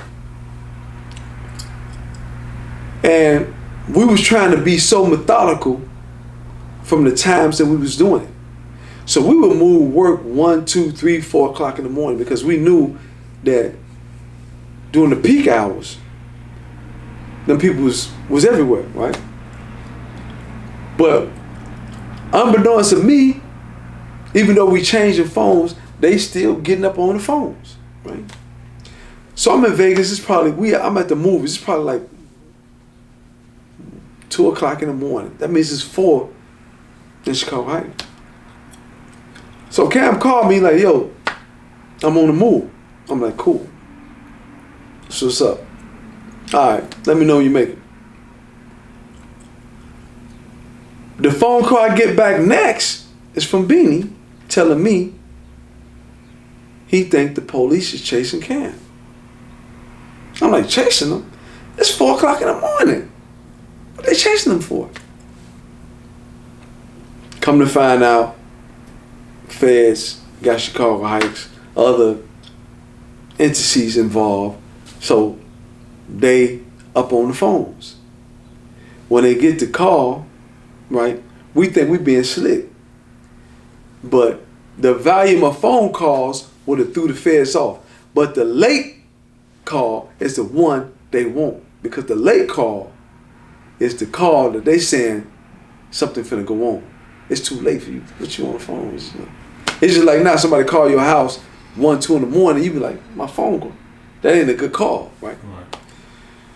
So when Benny tell me this, they found they got Cam, got to work, right? Cam go to jail, so now I gotta call his mama, gotta get her up, worry, he the only child, gotta worry her about what's going on with him. So I'm telling myself, I'm going to jail. Ain't no way. They getting, how in the world is this happening? Right? So I'm like, man, I gotta get the lawyer ready. Gotta get some stuff together. You know we gotta go to court. He caught him with the work. I'm getting ready to catch a flight back. I gotta get back. So I'm catching an early flight back. By the time I booked the flight, it's probably 7. I ain't been asleep. It's about 7 o'clock in Vegas, so it's about 9 o'clock. Cam called me. He free. I said, is you free? How? Man, let me call you from another. So I'm looking at my phone. I throw my phone. Cause I know my phone tapped now. So now I'm like, call this other number. He called me. He tell me what happened. When I got off the phone with him, I said, I'm going to jail. It's over. It's over with. Ain't no way this time. So now I'm paranoid everywhere I go, cause now there's no more ducking it. I know my phone tap, and I know that them people's all over me. So now when I'm walking through the airport coming back to Chicago, the feds is all over the airport. They're everywhere. Everywhere where I turn, I'm looking at them. They watching me. I'm telling myself. Were they dressed in like regular clothes? Regular street clothes, look like me and you. But they the feds all day. I know now because I smell them. Right? So now I'm saying, okay, so this is the feds. This is what. So I don't want to come off paranoid. But I am paranoid. So now I never wait on my luggage. I always take a carry-on. Because I don't want to be waiting for somebody to pinpoint my movement. So if people think I'm going to baggage claim, no, I'm going straight out the door. So now I get in the car, I tell Tony, hey, change my number again. So back then we was using Nextels. So the number changed, but the chirp is still working. And if I knew what I knew then, today that I knew then, because they couldn't record the chirp. Right. They can record the phone, but they can't record the chirp. We just could have been talking through the chirp, right? So now, when I get back, I'm in the city, I got to make pickups.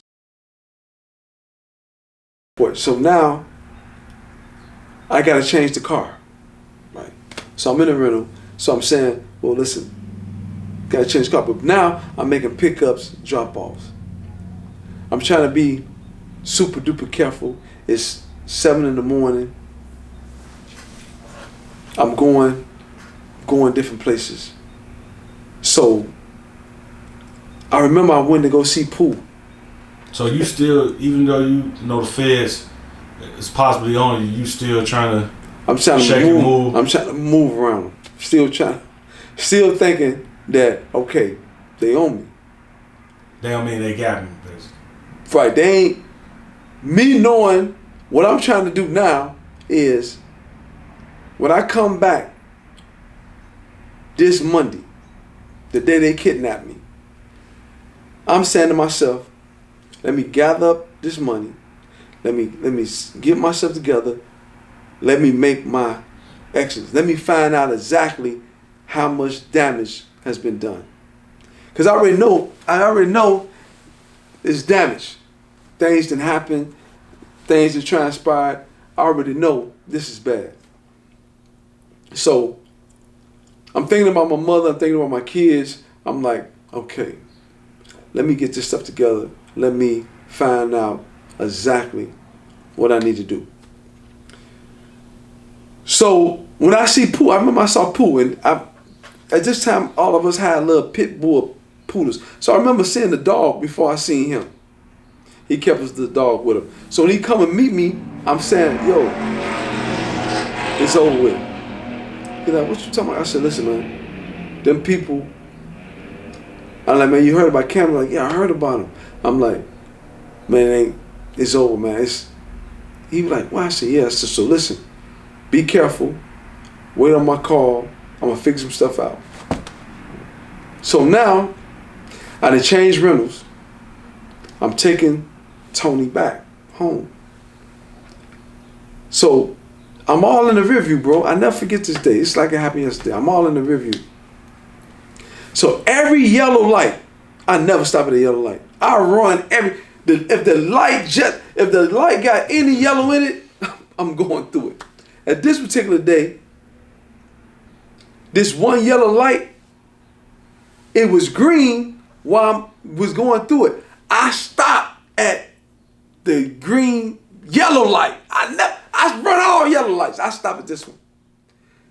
The car behind me runs the red light. Because by me doing what I did, I done let the light then change red. But the car behind me run that light. I look, I say, that was the feds. So they ain't know you should have stopped that abruptly. They ain't know I'm going to stop. They own me. They trying to get me, but the reason why they don't get me right now, because I got somebody in the car. The feds want to get me when ain't nobody around, ain't nobody in the car. So when I take her home, she done bought my daughter a bubble gum machine. So she's like, well, wait, I gotta get her gift. So she go to her car. But as I'm looking in the rear view, on the back of her street, cars, which don't never be no traffic, cars is just going back and forth on her street. So I don't really want to make it like I'm paranoid to her, but I am. I'm like that. So she putting the stuff in the car. I'm still looking in the rear view. So she's trying to reach down and she's trying to kiss me goodbye. But I ain't in the mood. I ain't trying to kiss. I'm trying to figure out what's going on. So she's like, Mr. Lawrence. I was like, oh, okay. So she kissed me. I'm gone. So now, when I get on the road, I got to go to the bank. Because my restaurant, money, people get paid. So I got to go make drops to the bank. So, bro, I go to the bank. I go to the restaurant. Before everybody get there, I do payroll. I tally up the money. I get the money together. I'm on my way headed to the bank. When I get to the bank, bro, this is where my life changed right here. When I make it to the bank, I always go into the bank to make deposits, but this time I just deposit the money into the chute. So when I go to the side of the bank, I just let the money go into the chute. I let them to put it in accounts and all that.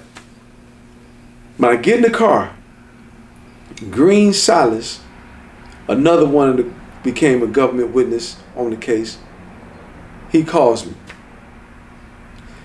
But before Green called me, when I pull out of the bank, I stop at the stop sign. Soon as I pull up to the stop sign, my life flashed before my eyes. As soon as I stopped at the stop sign, everything went blank for like nanoseconds. Just boom. At this moment is the turning point in my life.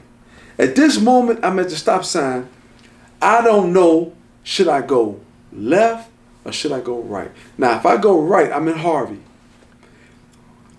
I'm on Halsted. If I go right, I'm going to Chicago Heights. I want to go to Chicago Heights because I want to give my daughter her gift. But I want to go left. If I go left, I'm going to go to my restaurant. I'm going to end up going home. Boom. Right there, I'm indecisive of what to do. Green called my phone. He said, "Guy, what's up?" He said, "Man," I said, "Yo, have you seen my daughter's mother?" He like, "Who, God?" I said, "Yeah." He said, "No, I ain't seen her." I'm like, "What's up?" I said, "When I want to give her for my daughter." I'm like, "Well, listen, call me back." Matter of fact, I told him, no, Green chirped me. He can't call me. I just changed my number. So when he chirped me, I say, "I'm going to call you back." He like, "Yeah, your phone off. I was trying to call you." I'm like, "Yeah, I'm going to give you my number. I'm going to just wait because I ain't trying to give out the number because I'm trying to see where it's tapped at." You know what I'm saying? So now I make a left, bro. When I make a left, I see my kid's mother station and my kids getting out the car, walking into my restaurant. I should have went in then, because I ain't seen my kids. So I should have went in, but I kept going. When I keep going, I'm in a new rental, got a new number to my phone. I go down Halsted. I turn right on 159. I'm driving. Green chirped my phone again. "Guy, yo, the police pulling me over." I'm like, "For what?" "I don't know." I said, "Listen, I'm about to call your phone. Put your phone on speaker." So I put *67 because I don't want my number out yet. Call his phone. He put me on speaker. I hear the police. Now I'm on 159th. I get to Walgreens, and I go through the alley. I'm about to go to my restaurant. I'm gonna wait to see what's going on with him. When I come out of the alley to get back on 159th, a state trooper is coming past 159th, but they slowing down. So I'm like, what are you slowing down for? So he don't know what I'm gonna do because I'm in the turning lane to turn back, but I could go and get back in the opposite lane. So when I make the left and I'm going back, the state trooper pulled me over. So I'm reaching in the glove compartment because it's a rental for the insurance for the rental. I got my license. The man walked up on the car, bro, and he said, "What's up, Nino?" Oh shit. I looked at this dude, don't know who this police is. It's a white police, don't know who he is. I look at him, I'm still stuck by him saying, "What's up, Nino?" The man snatched me out the car, put handcuffs on me, put me in back of his car. I'm still in shock.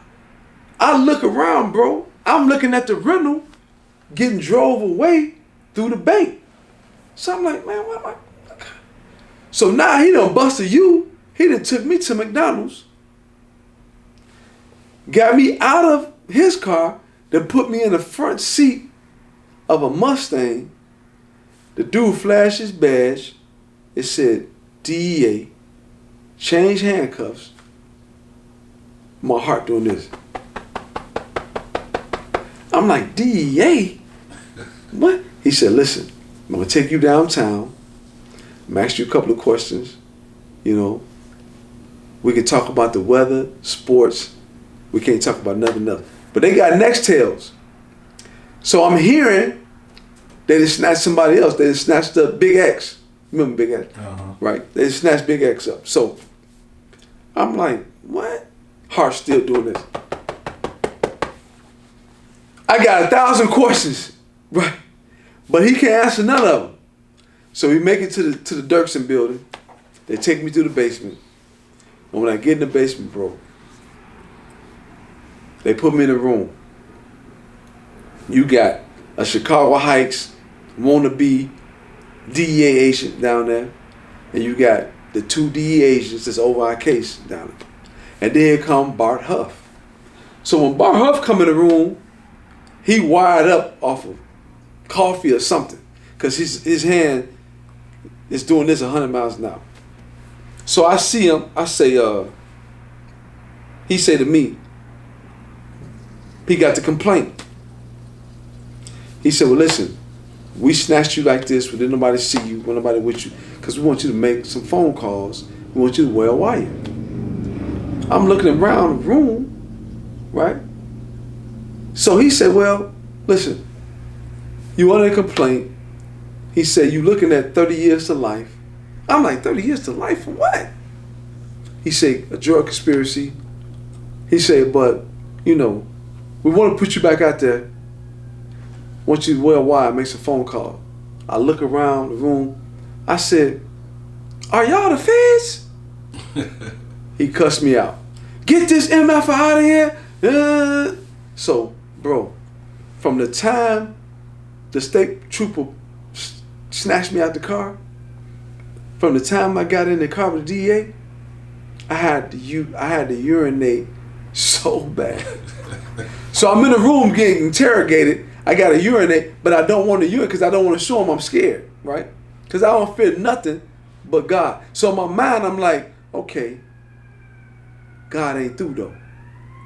I know y'all done snatched me, but I know this ain't it. This can't be it. Who they wanted you to wear wire on?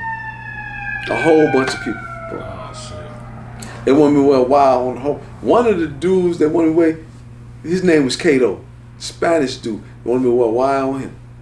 They wanted me to wear wire on people who they felt I was doing business with.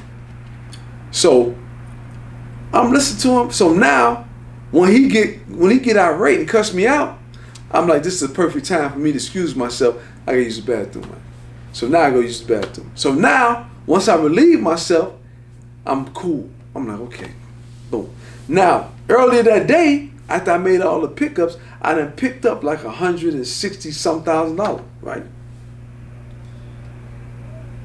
I done left this money out. I ain't put it up. It's in my basement. It's not secured though, right? So now the Fed's saying, well, listen, we finna put out some warrants. We know about the house in Indiana. We're going to station. We're going over there. We're going here. We know about the house in the city on Claremont. Losing this. So I'm like, dang. So for 1 second, bro, I thought about saying something about making up anything just to get out to go get the money. Then I'm like, screw the money. Screw all the rest of this stuff. I'm like, it's over, right? So the police now is looking at me like I'm foreign. They're like, yo, don't you know what's finna happen? I'm like, listen, man, it's already happening. So now they take me around the corner to get fingerprinted. I guess don't nobody make it this far. Because now when they take me around the corner for them to take my prints, they got a black dude that's finna do my prints. He's like, listen, man, you hear what's going on in the next room? I'm like, what's going on? Man, they calling in the raids. You know, they going to get people. I'm like, oh, well, they know what to do when they go get them. He like, oh, okay, all right. He said, man, ain't nobody made it this far. So now he taking my fingerprints, right? Motherfucker usually take that motherfucker, bite the cheese by that time. Oh, they already to start cooperating, getting work. So now they take me back to the DEA agent car. He stop at the gas station. He get on his Nextel. They call him a police station in the suburbs to take me to. So now I'm like, okay, you taking me to this station. So when he got the car, I tell him, hey man, I'm ready, man. He was like, hold on 1 second. Troy just said, hold on. Troy said he ready. Hold on. He said, Troy, what's up? You ready? I said, yeah, man, I'm ready. He said, what you ready for? I'm ready for you to take me to the station so I can go to sleep. I'm tired. He said, this mother. So now he don't want to talk at all, right? So now when he get me to the station, he tell the man, put him at the back of the police station. Make sure he ain't around nobody. Don't give him no phone calls, nothing. And the next morning, bro, March the 5th, they come and get, they kidnapped me March the 4th. March the 5th, when they come pick me up, I come into the Federal Dirksen Building 219. They got all the people. I'm like, you was still on the run, your brother, Big Daddy, a few people, but for the gist of it, they didn't gather up who they did. So, well, how many people in total? You remember that was on the case? 26. It was 26 of us on the case. When they first showed me the complaint, I want to say it was like 13 people on the complaint. When they came out with the indictment, I was on the complaint. You was on the complaint. Damn, I was cooked either way, huh? You was on the complaint. I was cooked anyway. You was on the complaint, bro. Yeah, you was definitely on the complaint. So when they had, when I took the complaint back, because they gave me the complaint. When I took the complaint and I'm reading the complaint all night, I think I read that complaint probably about 6 times. I think it was like 300 pages. I read that complaint back and forth. Because they got CI, cooperating witness, what. So I'm reading the complaint and I'm seeing what, right? And based on the complaint, the more I read it, the more I was like, they ain't got nothing. They ain't got nothing. They had a dude on there that was coming down there. He was undercover. He was shooting dice with us. He was buying 50 packs. He was getting served. But I'm like, for the gist of it, you know what I'm saying? But I didn't understand the word conspiracy, right? Because that word meant that being the head of the case, they was going to be able to connect me to everyone and then they was going to charge me what everybody overact. So whatever they got caught with, whatever sales they had, they was distributing all to me. So now I had to educate myself on that. But just imagine the tens of thousands of people that go who are not being educated on how it worked in the feds. Most people, like you said though, most people don't even make it that far. You know, most people bite their cheese. So now we got to deal with that. We get to the feds, and because everybody want their freedom, or they think they want it, you dealing with a bunch of people that is telling you, man, take 10 years, get out their way. Hey man, do this, do that, whatever. And in my mind, from day one, I was going to trial. And the reason why I was going to trial, it goes back to when we was in the Keyhole, to when I already forged my life to my crew. So it didn't matter what the crew was going to do. I was going to keep my word, because my word is my bond, and I was going to be the sacrificial lamb and say, listen, no matter what happened, I told y'all, I'm never telling, I'm never giving. So I can't repay you, but if this is how I'm going to repay you, this is what I'm going to do. And I remember it was one visit, my mother came to see me. And the beauty about my mother and God is God kept my mama the entire 20 plus years I was gone. He kept her. I had 6 life sentences in 30 years for guns and drugs. Guns I never was caught with. Drugs I never was caught with. They gave me 6 life sentences, 30 years. See, a lot of people don't know that. A lot of people just think you got life. No. They gave me 6 consecutive life sentences for every drug count that triggered the mandatory minimum. So my mandatory minimum was 10 to life. Based on the fact I had 3 prior drug convictions and I went to boot camp when I was shorty, when I was out there selling drugs as a youngster. Again, Chicago Heights been corrupt. They was never not corrupt from the time I can remember. So they would put cases on people, put cases on me. 3 drug cases, I took boot camp, did 120 days, came home.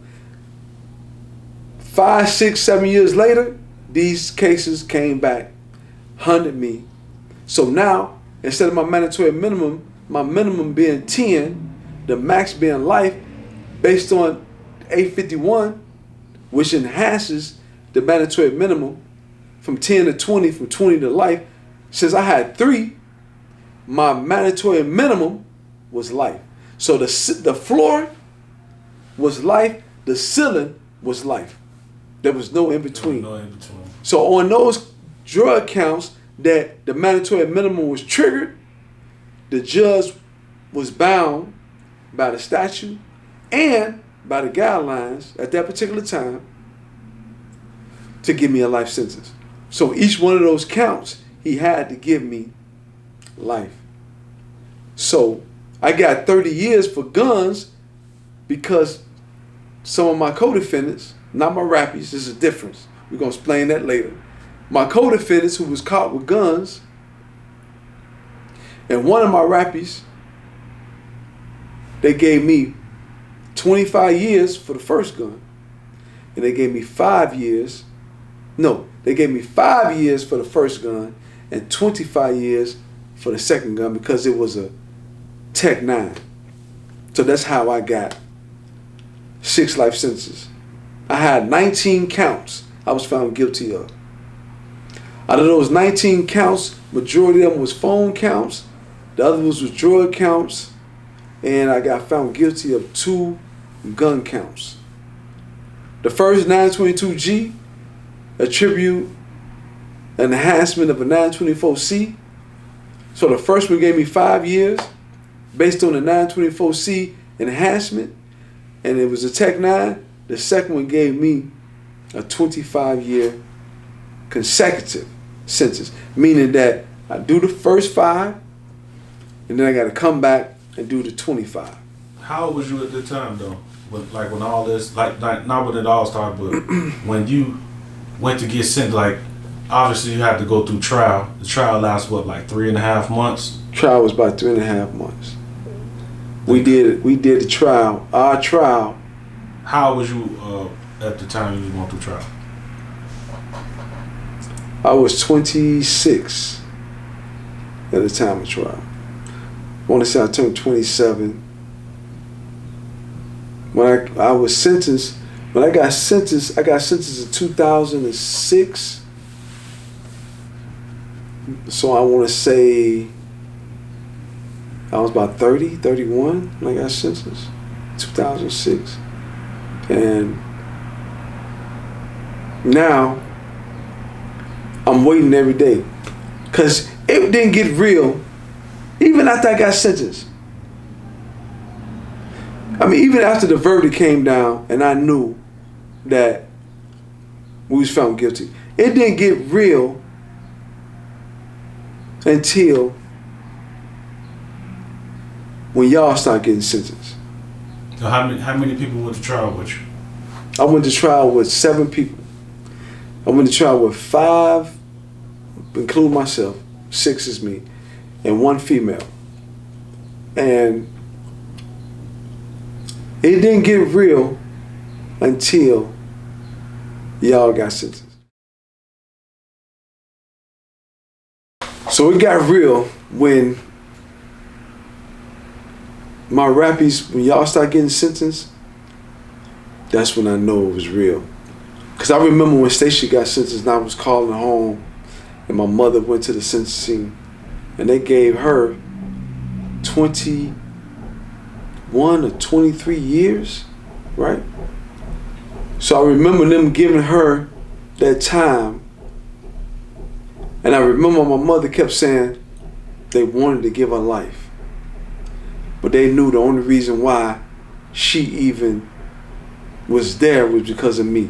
Because of her not wanting to tell or cooperate against me.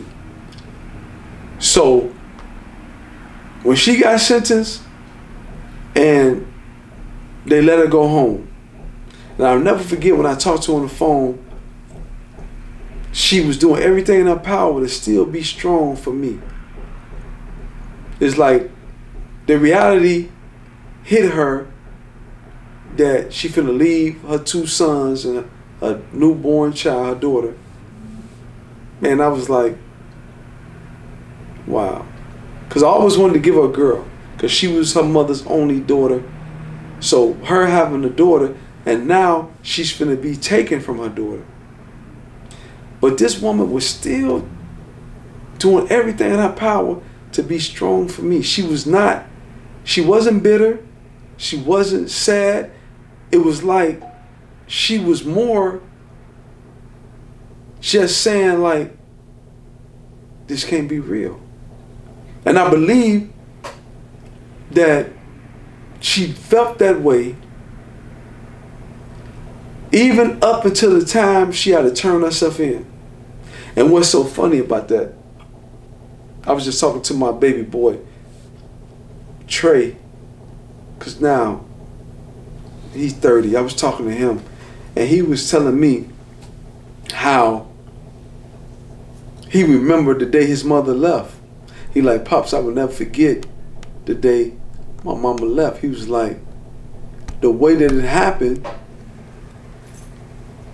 he's saying like it desensitized him.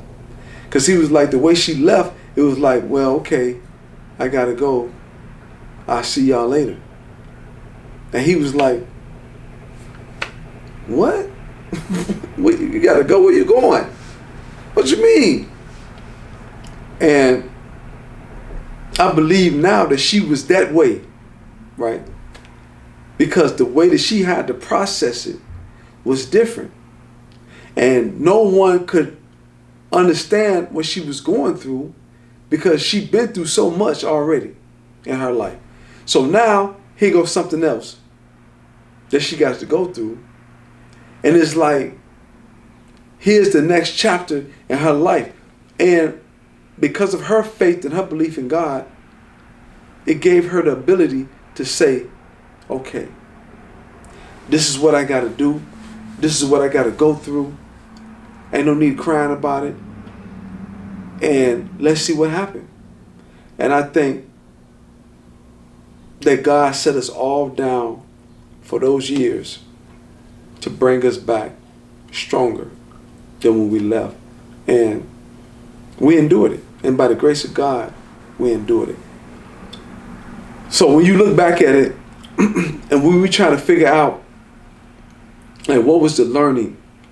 What was the learning curves? What tools did you learn? What did you pick up? Like, what did you sense? Because those days going through that experience is something that you wouldn't want to wish on the worstest of worstest or your worst enemy, because being taken away from your parents. Because I was in prison when, men would go to jail and they got a mother, they got a father, they got kids, they got a spouse. They would come home and they ain't got nothing. Kids done got killed, mother done died, father done died, because the Fed's giving out football numbers in months. All day. So it's like, you only thinking about your freedom, or you thinking about who finna be sleeping with your girlfriend. But the reality is, Big Mama is 60, 65, 70. Your mama is 50, 55. Your daddy, he may be 60. Your kids is out here. Now they out here in a world where the value of life is nothing. So now you're not out here to guide your sons or your daughters. So now anything, we living in the internet world where your child can post something or like a video, and he or she didn't like the wrong video. You didn't like the wrong post. Now you on somebody's radar. Now your child is gone. So the worst feeling that I have witnessed and experienced from witnessing it was the chapel coming in or calling an inmate to come to the chapel. Because now, when the chapel called for you, ain't nothing good coming from that. No, it's bad news. So, when you look at it, and when you look at everything that went on, it was definitely sweet. Keyhole, the money, the jewelry, the lifestyle, not having to worry or care or concern in the world. But going through that ordeal and facing it, and like I told you, from the duration, from the moment I can remember, God has always been with me. And I got so many stories and so many clues and so many testimonies to show that God was with me through the duration. Because when I got to the USP, from day one, I never had, nor have I seen, a bad day. I don't even know what they look like. And I'm in a maximum security institution. I'm seeing people getting stabbed and killed in front of me daily. I'm seeing people getting beat with locks. I'm seeing people getting beat with telephones. I'm seeing people getting stabbed repeatedly, ran up. But God had a hedge of protection around me. I ain't been scratched. And I've been in the most horrific penitentiaries. I was in Pollock when they was calling Pollock bloody Pollock. I was in Florence. I was in Canaan. And I started off in Terre Haute, and to witness trauma daily, to even be a part of the trauma, to see it, to live it, to react it. It got so normal, bro, in them penitentiaries that somebody can get killed right here. They would call out the blood crew, clean up the blood. They'd lock us down until the blood crew come clean up the blood. Probably 20 minutes after the blood crew done left the unit, they'd say resume normal operations, right? And one thing that I've learned from penitentiary is that you got to always resume normal operation. No matter what you face, right? We in a world that we know we're gonna live and die.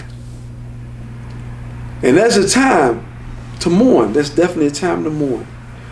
But when the times get rough, and when your life seems like you don't know if you're coming or going, or if you're going up or down, the one thing the penitentiary, the one thing God allowed me to understand and know is you guys to always be ready, bro, to resume normal operation. Because at the end of the day, you done spilled blood. You right. You done took a life. You done did that. The only person can clean that up is God. The only person can clean it up is God. But the one thing that's going to have to happen is that you as a person got to say in your mind, let's resume normal operation. Now, what's normal for you may not be normal for somebody else. But what you do have, you got a starting point. And the starting point is the next day. The next day, you got to wake up and say, well, I know what tomorrow did. And I believe that's what helped us make it through. Because when you in them jails, you don't know. It's one thing that they trying to get you to see. They trying to get you to see, you ain't got to worry about your next meal. Because they going to feed you breakfast, lunch, and dinner. You just got to get up and go get it. Right? Commissary is a privilege. Some people don't be able to exhaust that privilege because they ain't got no money. But if you do got somebody send you some money, okay, well, you can go and get you a few zooms and wine. You go get you some snacks. You can go get you some things that hold you over. But if you ain't got it, that's okay. Because you're going to get 3 meals a day, right? They're going to give you a bed. Right? You're going to get a place to lay your head. But at the end of the day, the one thing that counts is what you do with those 24 hours. And I believe that a lot of people always say, well, you came out, you look the same. You look like you ain't aged. But the thing about it is, God kept me.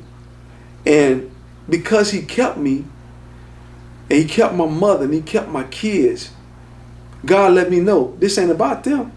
This is about you. So I'm not trying to punish you, because the punishment is already upon you, if you allow it to be a punishment. But I didn't allow the situation to be a punishment for me. I allowed the situation to be a blessing, because if you start looking at it as a punishment, then you're going to miss the lesson in the blessing. You got to look at the situation and you got to say, okay, I'm here. I can't sit here and lay down and not try to better me. So I got to get up. I got to keep my body up. So what I'm going to do, I'm going to do some burpees. I'm going to do some pull-ups. I'm going to do some push-ups. I'm going to do some dips.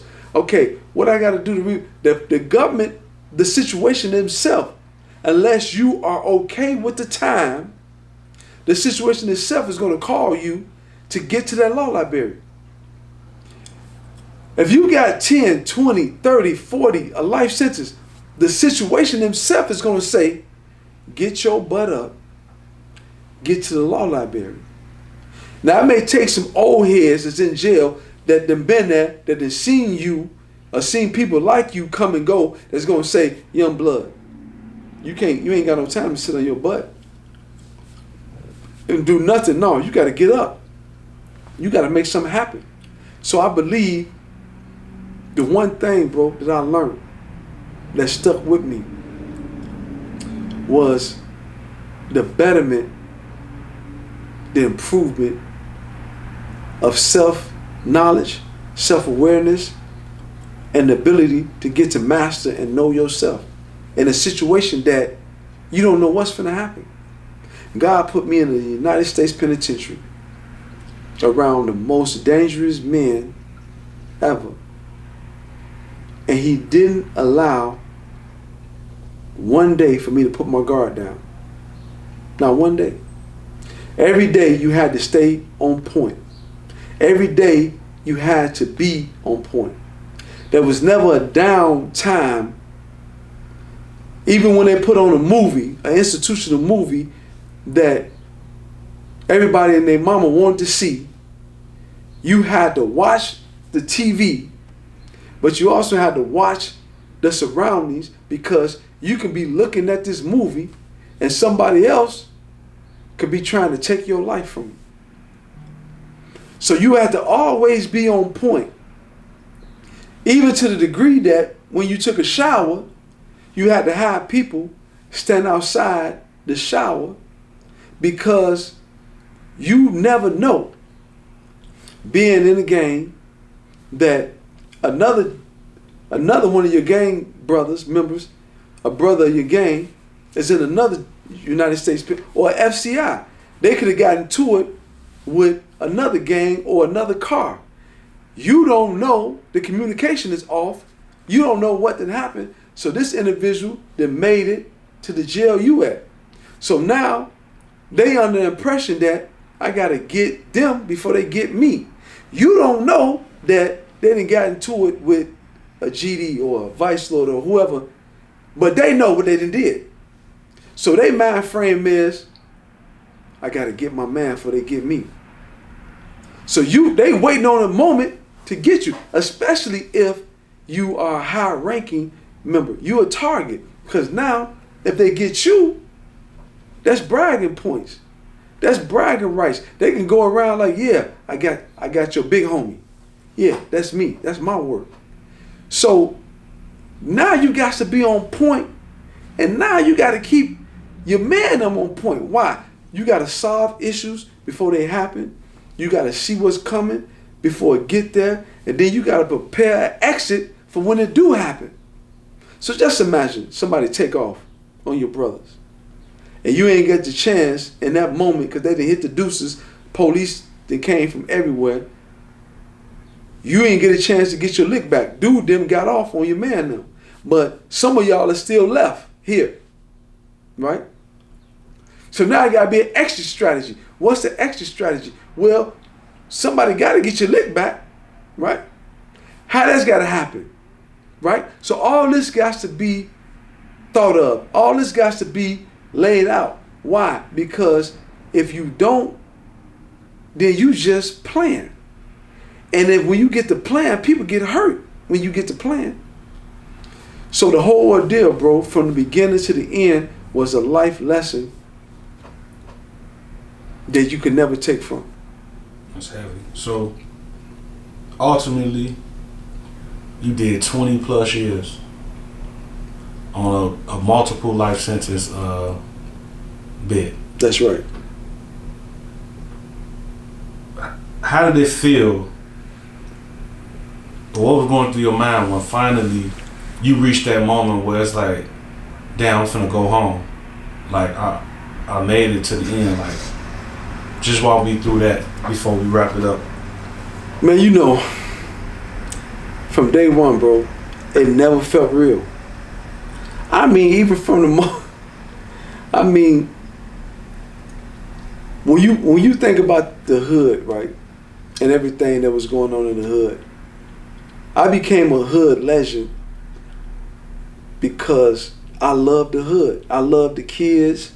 I loved everything in the hood. I would see the kids and just give them money. I could be days that the kids would imitate what we do. We'd shoot dice. So we'd have a dice game going over here, and the little shorties would have a dice game going over there. And it would be so funny to me that I would break up this dice game. I'd take all the money. I go over there and mess with the shorties. So the shorties wouldn't let anybody in their game. And it'd be so funny because they had their own little rule, but they gonna let me in the game because they trying to break Nino. I mean, yeah, Nino can get in. So they shooting dollars, whatever. They shooting the dollars that I didn't gave them to start the game. So I mess around and get in the dice game. I catch a point, and everybody want to bet the point, you know. And and in these little games during this time, I will want to lose, cause I just want to get the money. But, you know, I was passing so many times in these games that I would end up breaking their game. So I take all the money from the shorties and end up giving them back all their money and then more money, right? And the reason why, you know, I'm saying this is because I just love the shorties and their growth and their development coming up, seeing them, knowing that, you know, hey, listen, man, go to school, get an education. What you need to get there? You need some new shoes? No problem. You need clothes? No problem. I just wanted that to happen. So it never felt like it wasn't real. And now when it all boils down to it, and when I do get jammed up, from the moment all that stuff was happening, bro, it never felt real. I'm like, when I'm hearing people come up to me talking about some, man, Chicago Heights said, if we just say the drugs was yours, they'll let us go. I'm like, that can't be real. People getting caught with drugs getting let out. That ain't real. How is you getting caught with drugs and guns and they letting you out?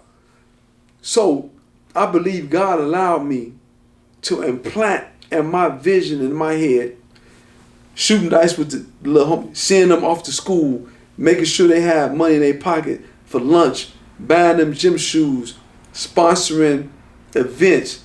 That was real. The people coming up to me that I ain't never met, telling me, they talking about if you say you work for me, I'll let you go. People getting caught with drugs, getting let go. You kidnapping me, taking me to the police station, telling me to wear a wire. That stuff didn't seem real, right? So I believe God allowed me 6 life sentences, 30 years. Bro, that don't seem real. You telling me I'm supposed to die 6 times, come back 5 times, 6 come back and do a life sentence? And after I died the 6th time, I still owe y'all 30 years? Man, this don't seem real, right? So, bro, I never looked at my situation as it was real.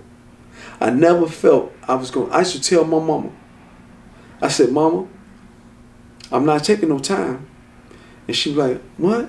I'm like, listen, I'm going to trial. And I said, I don't know what's going to happen, but I'm walking in there with God.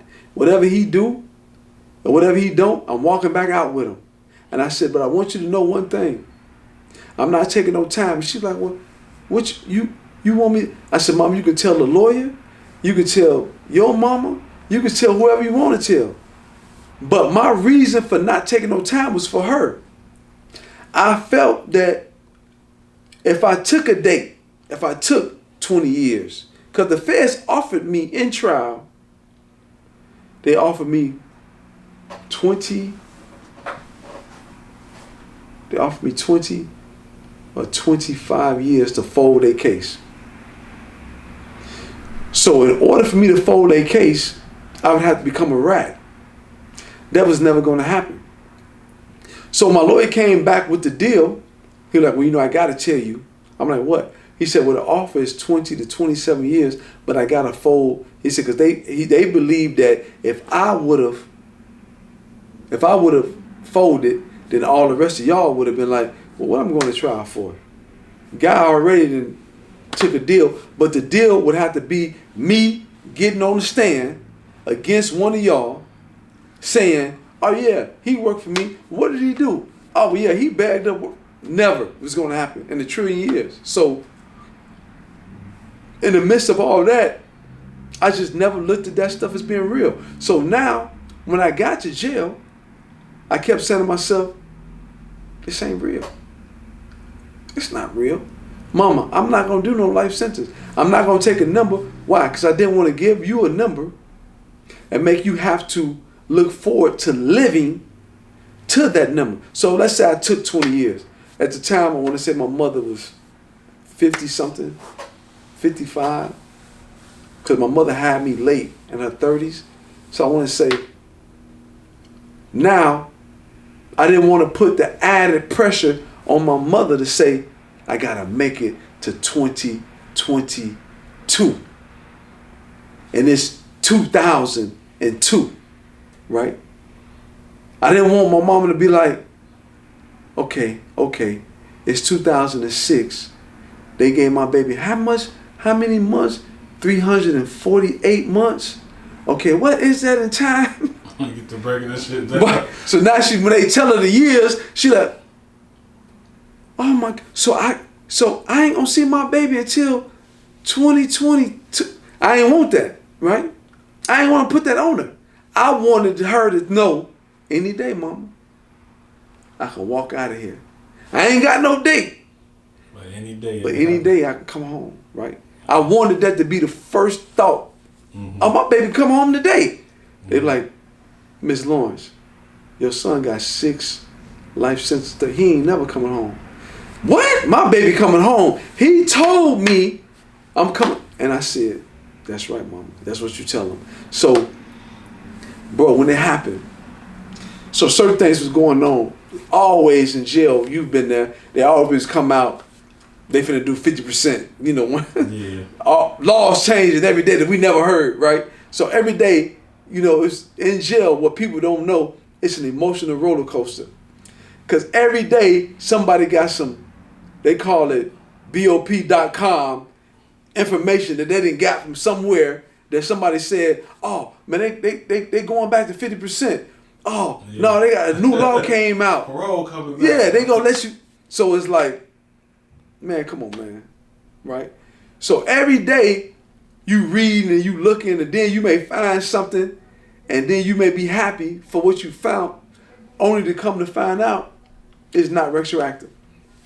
So now, in the midst of everything that was going on, we come to find out that the first news I got that put, because listen, it's like mentally, I got a candle in my head, bro, mentally. This candle is just there, standing in the candle, in the candle holder. It ain't lit though, it's there. The matches is a little bit further from the candle. So in this vision, I have to first make it to get the matches. Then I gotta make it back to the candle. I didn't go get the matches to the candle until you got your clemency. When you went and got your clemency, when you got clemency, in this vision, I went and picked up the matches. I didn't come back. I didn't come back to light the candle though. Okay. Right? Because you getting out signified, okay, one of the real ones that came home. However that looked in my mind, I was like, wait, Kato done made it. All right, let's hold up. Let's see. But I don't want to light the match because you got clemency from Obama. Right. And I know that's hard. So in my mind, I'm like, okay, they should have gave my man mitigating role. He didn't have to really know. His role was little. He didn't. And I'm like, I know they wanted him to talk about me. They got to figure out, you knew Troy Lawrence, Nino, this and this. But they were like, well, he got to be at the bottom. So I'm like, dang, my man, he out though. So I'm like, let's see where this go. Now it took some time for Stacia to come up, because she next, right? Now when Stacia get clemency, some years when she get hers, I took the match out. And when I take the match out, I still don't strike it. I just got it out. But when Doc went to court. And when Doc said, hey, bro, them people about to let me go. Now I light the candle. Why I light the candle? Because Doc is a Lawrence. See, I already know you people don't want no Lawrence. You ain't saying. When you let a Lawrence go, God said then, strike the candle. It's about that time. So now I lit the candle, bro. So now the flame is burning. Because you know the feds will blow that thing out. Yeah. The feds will deny you so many times, you would think, man, this candle, I ain't never hope come and home. take it away. So now, bro, when I light the match, cause Doc, I light it. When he go home, I can't, he ain't blowing it out. It's burning. Now it's burning so heavy that I'm saying, God, what's next? And what happened next was that my main man, Henry Shelton, had been in my corner from day one. He sent a lawyer to do clemency. This lawyer he sent, he's working. I was like telling him, I'm like, listen, the fire already lit. I'm coming home. I said, but what needs to happen is that certain things need to go on. I'm still stuck in the courts. He basically trying to get me to get away from the court and focus on clemency. So he put in the clemency, and it really wasn't nothing. But God said, hold on. My angel Cody, she's coming to get you. So he used my angel Cody and her remarkable women, her team of women. And they fought, bro, day in, day out. My angel Cody said, I ain't gonna never leave you. I ain't going nowhere until you get up out of here. And me and her would go back and forth every day. And her main thing was she was worried about the drugs, getting the drugs off me. I wasn't worried about the drugs. I was more worried about the guns. Because when they made the crack law retroactive, when Trump administration came in and made it retroactive, what they did with the guns, people started fouling because the guns was unclear, but people was trying to say, well, instead of stacking the guns, you can make them 5, 5, and 5 instead of 5, 25, 25, 25. So we come up with the argument. I show my angel all the cases. She take the cases. She come up with her drugs. And the government kept on missing the deadline. To the point that it would be Sundays. And my angel then would call me on the phone with the judge and saying, listen, we're giving the government until Tuesday. Right? Because the government knew when God said, let him go, ain't no you can hold his people no more. God said, let him go. So the government fought, right? So we come up swinging, and my angel put the motion in, bro. I did my due diligence by taking every program, staying out of trouble, writing, trying to formulate my thoughts in my mind, trying to make sure that everything lined up. So when it finally came that the government came back with their response, the response was so weak because once God said it's over, it's over. So they come back with this weak response, and my angels say to the other attorney, get him, girl. And bro, she went in and she rebuked every single thing because they really didn't have nothing to say. Their main thing was the guns, right? And we had too many rulers in our favors that judges were sentencing people 5 and 5. So the judge ended up giving me 300 months for the conspiracy, for count 1. And she gave me 5 and 5 for the gun.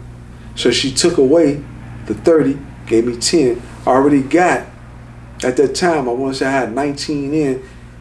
Based off the calculations, my due date was a year, right, from that time. So that bring your level down and knocked the life sentence. They took off all, she took off all 6 of the life sentences. She gave me for count 1, and she bundled all of those life sentences into count 1. Because remember, I got life for all the counts. So now, the life is gone. I'm at a different level. She can take them. She bundled them all together under count 1. She gave me 300 months. Then she took the 2 gun counts, gave me 10 years. When we calculated the time, I owed it 1 year. Which was, I wanted immediate release. All right. Now, right? You wanted to walk out. I wanted immediate. So I'm happy, but I'm still like, you know, but God's saying, come on, that's it. Just chill This year, out, man. you need this year. You know why you need this year? Because it's still some things that you got to get. Work on. So I said, okay, now. So now I got this year, and this year didn't come by so fast, bro. But I'm still holding it. I ain't telling nobody my update. You know what I'm saying? I ain't telling nobody when I'm, because now this year is really not a year. Because now I'm about to get halfway house. Right. It's 8 months. So I'm really coming home. That's some months. In some months, bro. So I end up getting in trouble in jail. I think I ended up going to the shoot. I ended up beating the case, right? But I ended up one day I'm out the shoot. I beat a big drug conspiracy in the shoot, right? Because it's never stopped. The hustles don't stop, or the saga continues, right? So I end up beating another bogus drug case. They didn't put me on a case I ended up beating. But I sat 9 months in the shoot. When I get out, I'm in the shower, bro. And they call lockdown because it was a fight somewhere. So I'm getting out of the shower. When I get out of the shower, some dude next to me, he got a knife in the shower, right? The dude that's standing on security for another one of the homies, he say, man, you might want to pass that knife to Nino, because you know when people get locked in the shower, they shake them down. So the dude passing the knife to me, the police looking. I put the knife in the bag. I got my boots on. I'm walking back to my cell. I thought I grabbed the bag tight enough. The bag I got raggedy, got holes in it. As I walked to the police, the knife fell out. Falls out the bag. Damn. Bro, the knife fall out the bag, right? I grabbed the knife, tried to pick it up. He said, no, give me that. I throw my whole bag against the wall. I just came out the shoot. Finna go right back for a knife, right?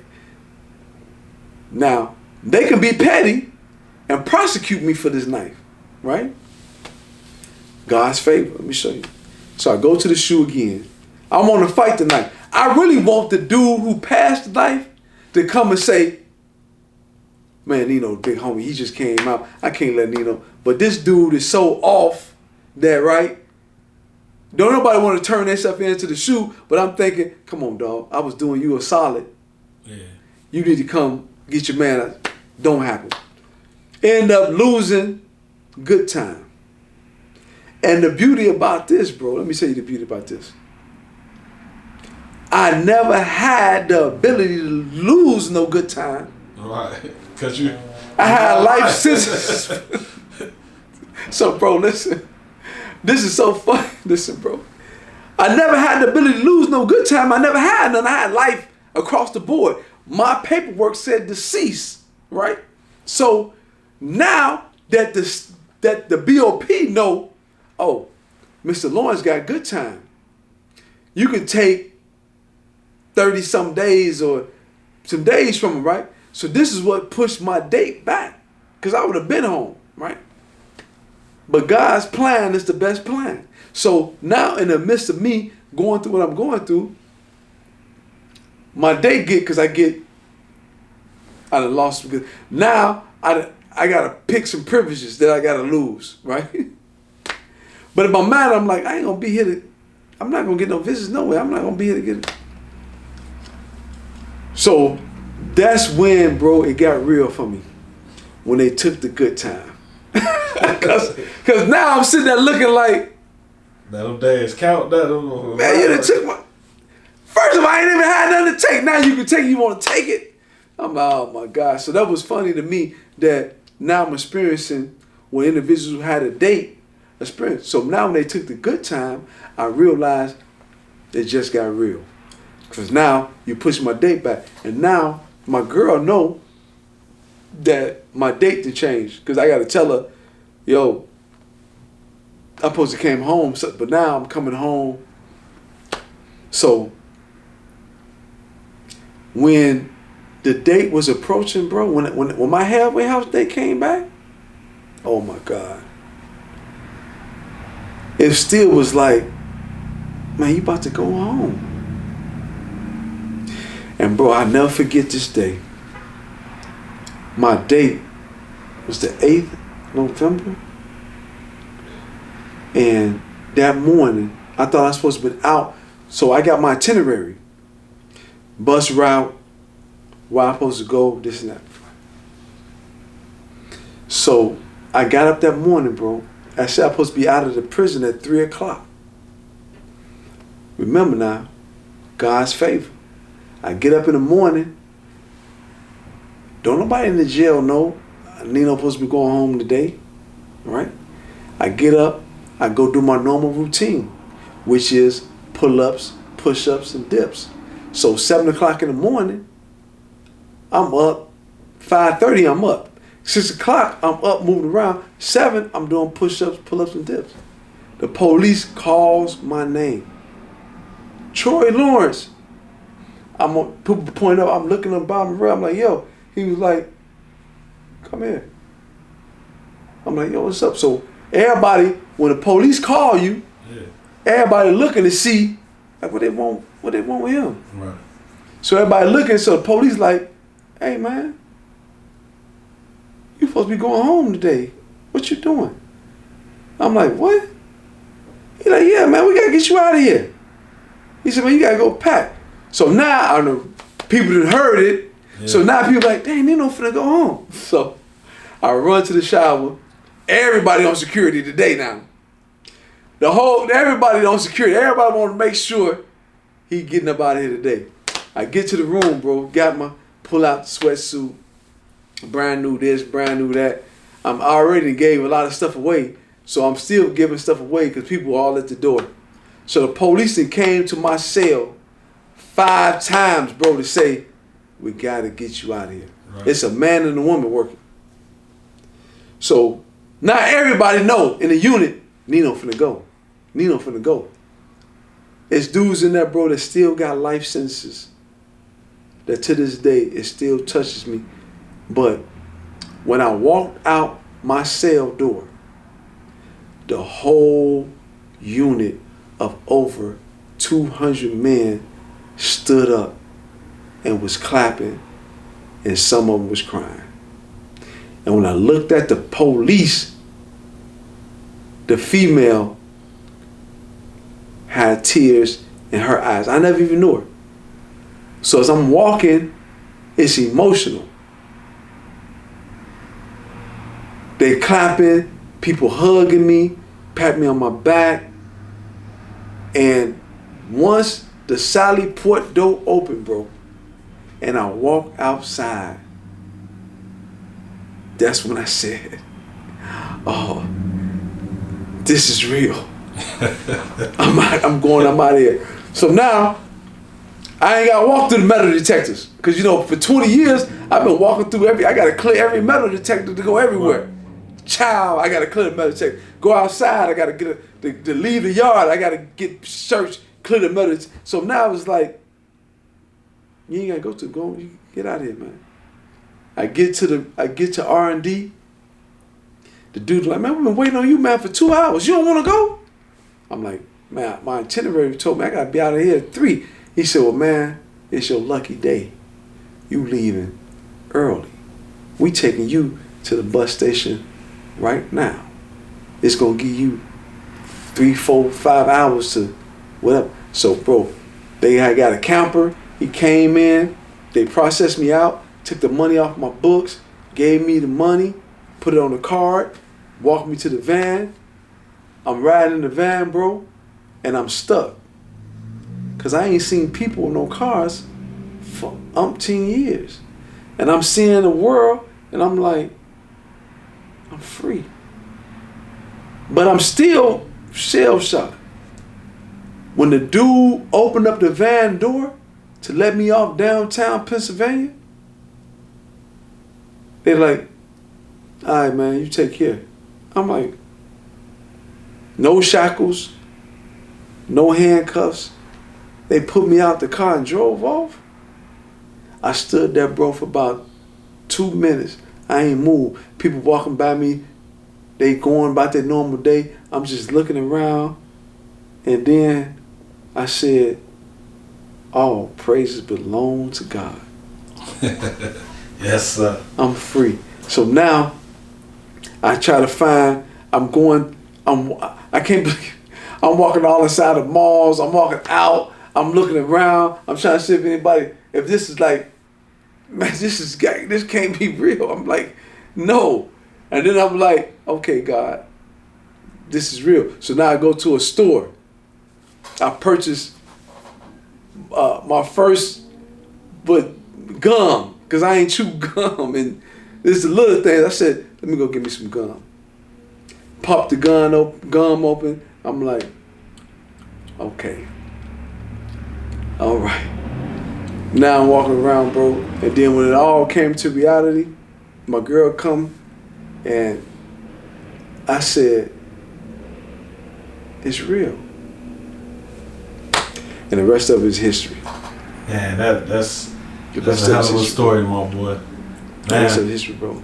So, glad we got you on the couch, man. Chop it up with you.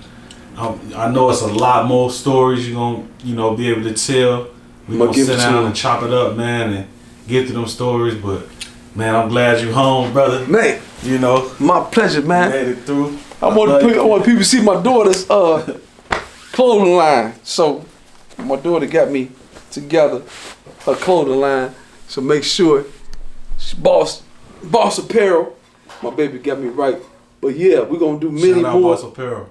Many more stories, and we're gonna do a podcast, and we're gonna get this thing together, cause the story need to be told, and we're gonna get into depth about a lot of things that was real intimate that went on, and how individuals who got to making, it's a difference between, to me, the people that made statements and the people who got on the stand, right? Because the ones that got on the stand, they got to point you out. And my mother was there every day. And my mother was like a mother to all of the ones who was doing the pointing, right? And you would think, like, your mama right there, you trying to do right in front of the mama. But a lot of things that bothered me, the biggest things that really bothered me was some of the crew, the dudes, to point us out in front of my mom. Because it could never be me. But I would never want to do anything that would bring more harm or pain to a situation that's already so painful. Yeah. I thought that the bond and the relationship between us was strong enough that we would never cross that. I thought the love was strong enough to say, hey, well, listen, man, But they made me out to be a monster in their mind and to other people so that they could be justified for the decisions that they made. And if anybody ever knew me, they knew I was far from a monster, especially to the people who I was with. Now, to the people I wasn't with, that's a different story. But the ones that I was with, I could never be something that I never am. So, until next time, bro. Till next time, man. We're going to do it again, bro. Appreciate you coming through, my boy. My man.